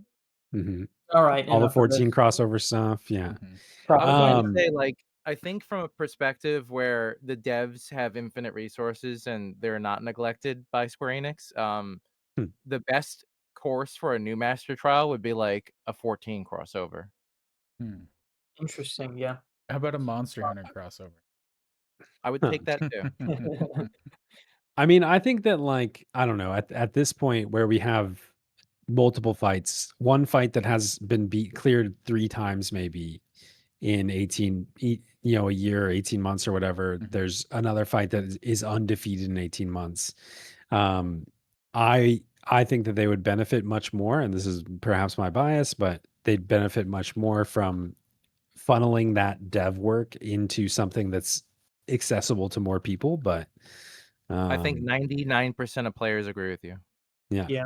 It's worth noting that according to them, it is very easy to make a master trial, even compared to something like a high tier battlefield, because course it's it is run when you don't mm, have to fucking test it. test yeah, it yeah, exactly. But to your point, I completely agree. The master trials, if they are to make them, they Mhm. should make sure that they're not putting a lot of resources into them, like you said, and also make them like Crystal Paradise, not Oathsworn Blade. Mhm. If they wanted to somehow make it even harder than Crystal Paradise, at the very least, make the strat self-explanatory. So let's say that it is a marketing piece of content. They want people to be excited about it. Make it an encounter that takes a while to clear, but also players can understand without having to do these wonky drop party kiting strategies for yeah. 6.5 Mm. minutes. Okay. I feel like, in its current iteration, at least Wings of War, which is unsolved, but potentially also Oathsworn Blade, which is like kind of solved, but not really. There's some bullshit mechanic that the devs who made Sortie made dropping an item that makes you exit the arena part of the mechanic. They made emoting at the fucking teleporter a mechanic. Yeah. Like There's Yeah. anything is silly on the stuff. table with these crazy people. Mhm. I And that non-intuitive and wonky as fuck. Like yeah. it Device's point, like make things reasonable to understand and people will be willing to do them. Well, A yeah, and I really think good that example that of that. Go ahead, sorry. I was just saying that's something we've talked about repeatedly with the Ad dev nauseam. team currently with Limbus, with everything else. Like, I think that there's this culture that's developed where they think the content is delivered in a obscured way Mhm. because it extends the life of the content. They vaguely tell us how they've changed Limbus from weekly to monthly, and we still don't really know what that means. You know what I mean? Right, Like, Well, have you right. tried uh, holding your nose and jumping on one foot? Then you yeah, might get a new treasure chest to spawn. yeah. Yeah, so especially like one really good example of an ideal master trial, if they wanted it to be insanely difficult, would probably be Sealed Fate. It again went uncleared for 4 months, which it's easy to think that that was something that wasn't a big deal because it's a long time ago, but it was to the people trying. Mhm. The thing about Sealed Fate, though, is they figured out the mechanics. It was just execution and trying to just constantly push a little bit more DPS. It just so happened that they made new gear before they had to grind all the way down to 0% on both mobs, you know? So it was an intuitive progression from the beginning of the fight to the end of the fight. That's not how Wing of War has been. Wing of War is maybe the worst offender in this regard. Mhm. Shiraj could probably speak more. I would push Shiraj and Dex to talk a little bit more about it, but I mean, this is their encounter to do. I'm just kind of a fly on the wall when it comes to the Master Trial scene. I was gonna actually say that instead of making brand new master trials, I would almost prefer that they would scale up the first three to the level of like Crystal Mm. Paradise, just in terms of Yeah, stats, and maybe 100%. add a new weapon to that, make it a little bit more advanced, and just call it Unseal or yeah, Unseal 2 or whatever. Unsealed Fate Or whatever. VD. Yeah, yeah. I mean, just scale them up so we could feel like it was back then when they. Mhm. And Master forget about Trial. Master Mhm. Yeah, exactly. Forget about the Master Trials for now. Just give us more high tier battlefields. Yeah, There are that too. several battlefields we clearly want. Yeah. Just make Mhm. more Yeah, of those. Mhm. Or I make the can ones only that be we so have drop vocal on something the good. forum. Yeah. But thanks guys. That's all I have for the master trials. So unless you guys That's have it. anything you wanted to add, we've gone at it for about over 3 hours now. So That's all the time you wanted to spend on this? We could do a little bit more. anyway, bye. Oh, actually, before we wrap up, Vice, is there anything you'd like to plug before to the massive audience that we have? Yes, and that is go to youtube.com/Hegmo and unsubscribe if you What? No. Whoa, whoa, whoa. Yeah, yeah. I could do that Do real quick. exactly what he said. Do exactly what he said. Don't go to the proper URL. Mhm. Just follow those directions to the T, and if it works, it works. But Oh no. Honestly, I am very pessimistic from a design philosopher. The Master Trials, I hate to say it, but I love watching it though. Mhm. Anytime I get a message from a Japanese group talking about how awful it is, it's a little bit fun. Oh man. You just My hate people. problem, You just want them to suffer. bro, my problem, yeah, is you look at Crystal Paradise, and the way I have my own scaling of how the difficulty is. Like I have Crystal Paradise at a 2 out of 10 difficulty, right? I have a What? V25 at a 2 out of 10 difficulty, You have and Crystal then Paradise at the same as a V. Okay, I'm listening. Sorry. Go on. I yeah, think your scale is fucked up, and you should like it make it out is. of 100. Okay, fine. Crystal Paradise and a V25 is around 20 out of 100. August and Wings of well, I mean August is like 100 out of 100. Wings of War is like a 75, but that's a different reason. There's nothing in between. Just nothing in between. Like, Okay. why is there a jump that big with almost no gear in between? It's just terrible. See, It's terrible game design. this is why people like roast you on the house. Exactly because of shit. Things like this. You're like, I don't care. I know you don't. It's funny, I remember when I interviewed Shiraj for a video that I still haven't finished, by the way, but it was a while ago. Mhm. It was about Crystal Paradise. It was supposed to be in the Master Trial series, but Shiraj opened up saying, Crystal Paradise is a very difficult fight. It's the second most difficult cleared fight in the game, but it's actually kind of an easy fight. And then he went on to talk about it. It's like, okay, so how do you go from it being an easy fight to vice versa, difficult to easy? Because if you like use a comparison of other fights like August, everything's an easy fight. Do you know what I mean? It's not Right. fun.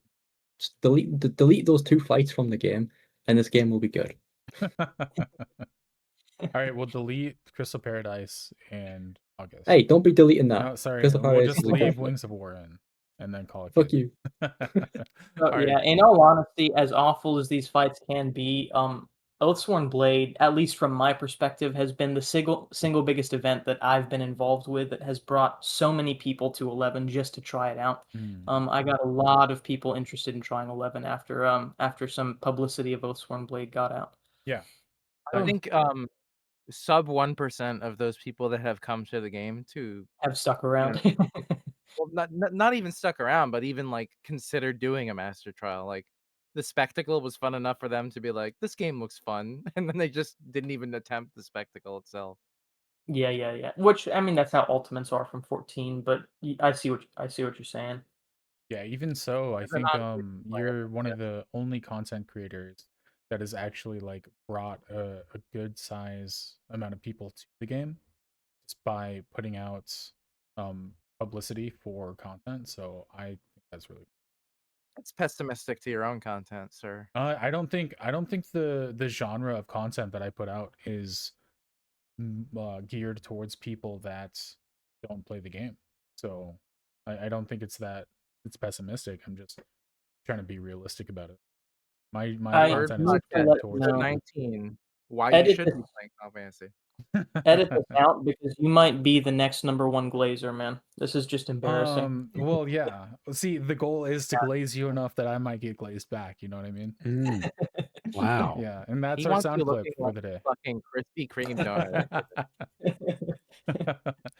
But name me a YouTube video that has gotten more outside publicity. I'd be interested to hear it. All right, boys, that's the episode. Thanks everybody. Rua has a lot of publicity, but I don't think he had his stuff was geared towards people outside the game either. Like I think It Rua was was sarcastic. probably the biggest figure in the community for a very long time, and It probably was still is. sarcastic. I'm Did just you saying. know? He got recognized playing Helldivers 2. Really, that's really cool. Yeah, he was playing Yeah. Helldivers 2, and he was telling me that like someone recognized his voice on the voice chat. That's funny. That's really Now funny. that's a glazer right there. All right, guys. Man, I would literally sell my soul to have Rua's voice just for one moment. Hell yeah. Everybody check out Hegmo on Twitch and now streaming on YouTube and soon possibly other platforms. So keep an eye out for that. Check me out at Twitch if you want to. And then Vice, do you have anything else coming out? Anybody else have any content coming out soon? Yeah, what's your I'm new project, sir? We don't the people want to know. Yeah, so I have a couple videos that I've been working on. Work has been crazy though, so I'm not really sure how quick those will get out. Mhm. I have one video about the final bosses of 11, lore stuff, I guess, and history stuff. Potentially I'll finish the Crystal Paradise video at some point in the future. Again, work is keeping me from that. Mhm. But I'm also trying, I don't know what it's going to look like, but I'm trying to make a lore book for 11. I have gotten in contact with the Final Fantasy actually, I shouldn't say their name. I'm not sure they want to be attached to something like this. They're really weird about I shouldn't say anything. Never mind. Anyway, gotten in touch with people who could help Bro's me. got an NDA. Yeah. I don't want to brag, but as you've learned today, I'm really up to speed on the lore. So if you need a resource, Mhm. True. yeah, I got Yeah. Bro So backpedaled so fast. yeah. So anyway, I have connections that might be able to help me with a lore book, Mhm. and I think it's going to be a really big project. But I might try doing that if everything works out. It's gonna come out That in sounds like cool. I 3 hope it works weeks. out. Yeah, it's gonna come out in like 3 weeks that Vice has like a square executive tied up in his closet. Just like You wonder why They're Vice is king. like so big in this space because he's a nepo baby. His dad works at Square Enix. Oh yeah, he's a Mm. plant. Oh my god. All right, Man, guys. I Pirate will. Software? Is that you? That's why Vice is always like, so what? Just between you and me, what exploit were you using for? All right, I'm Oh ending the man. episode.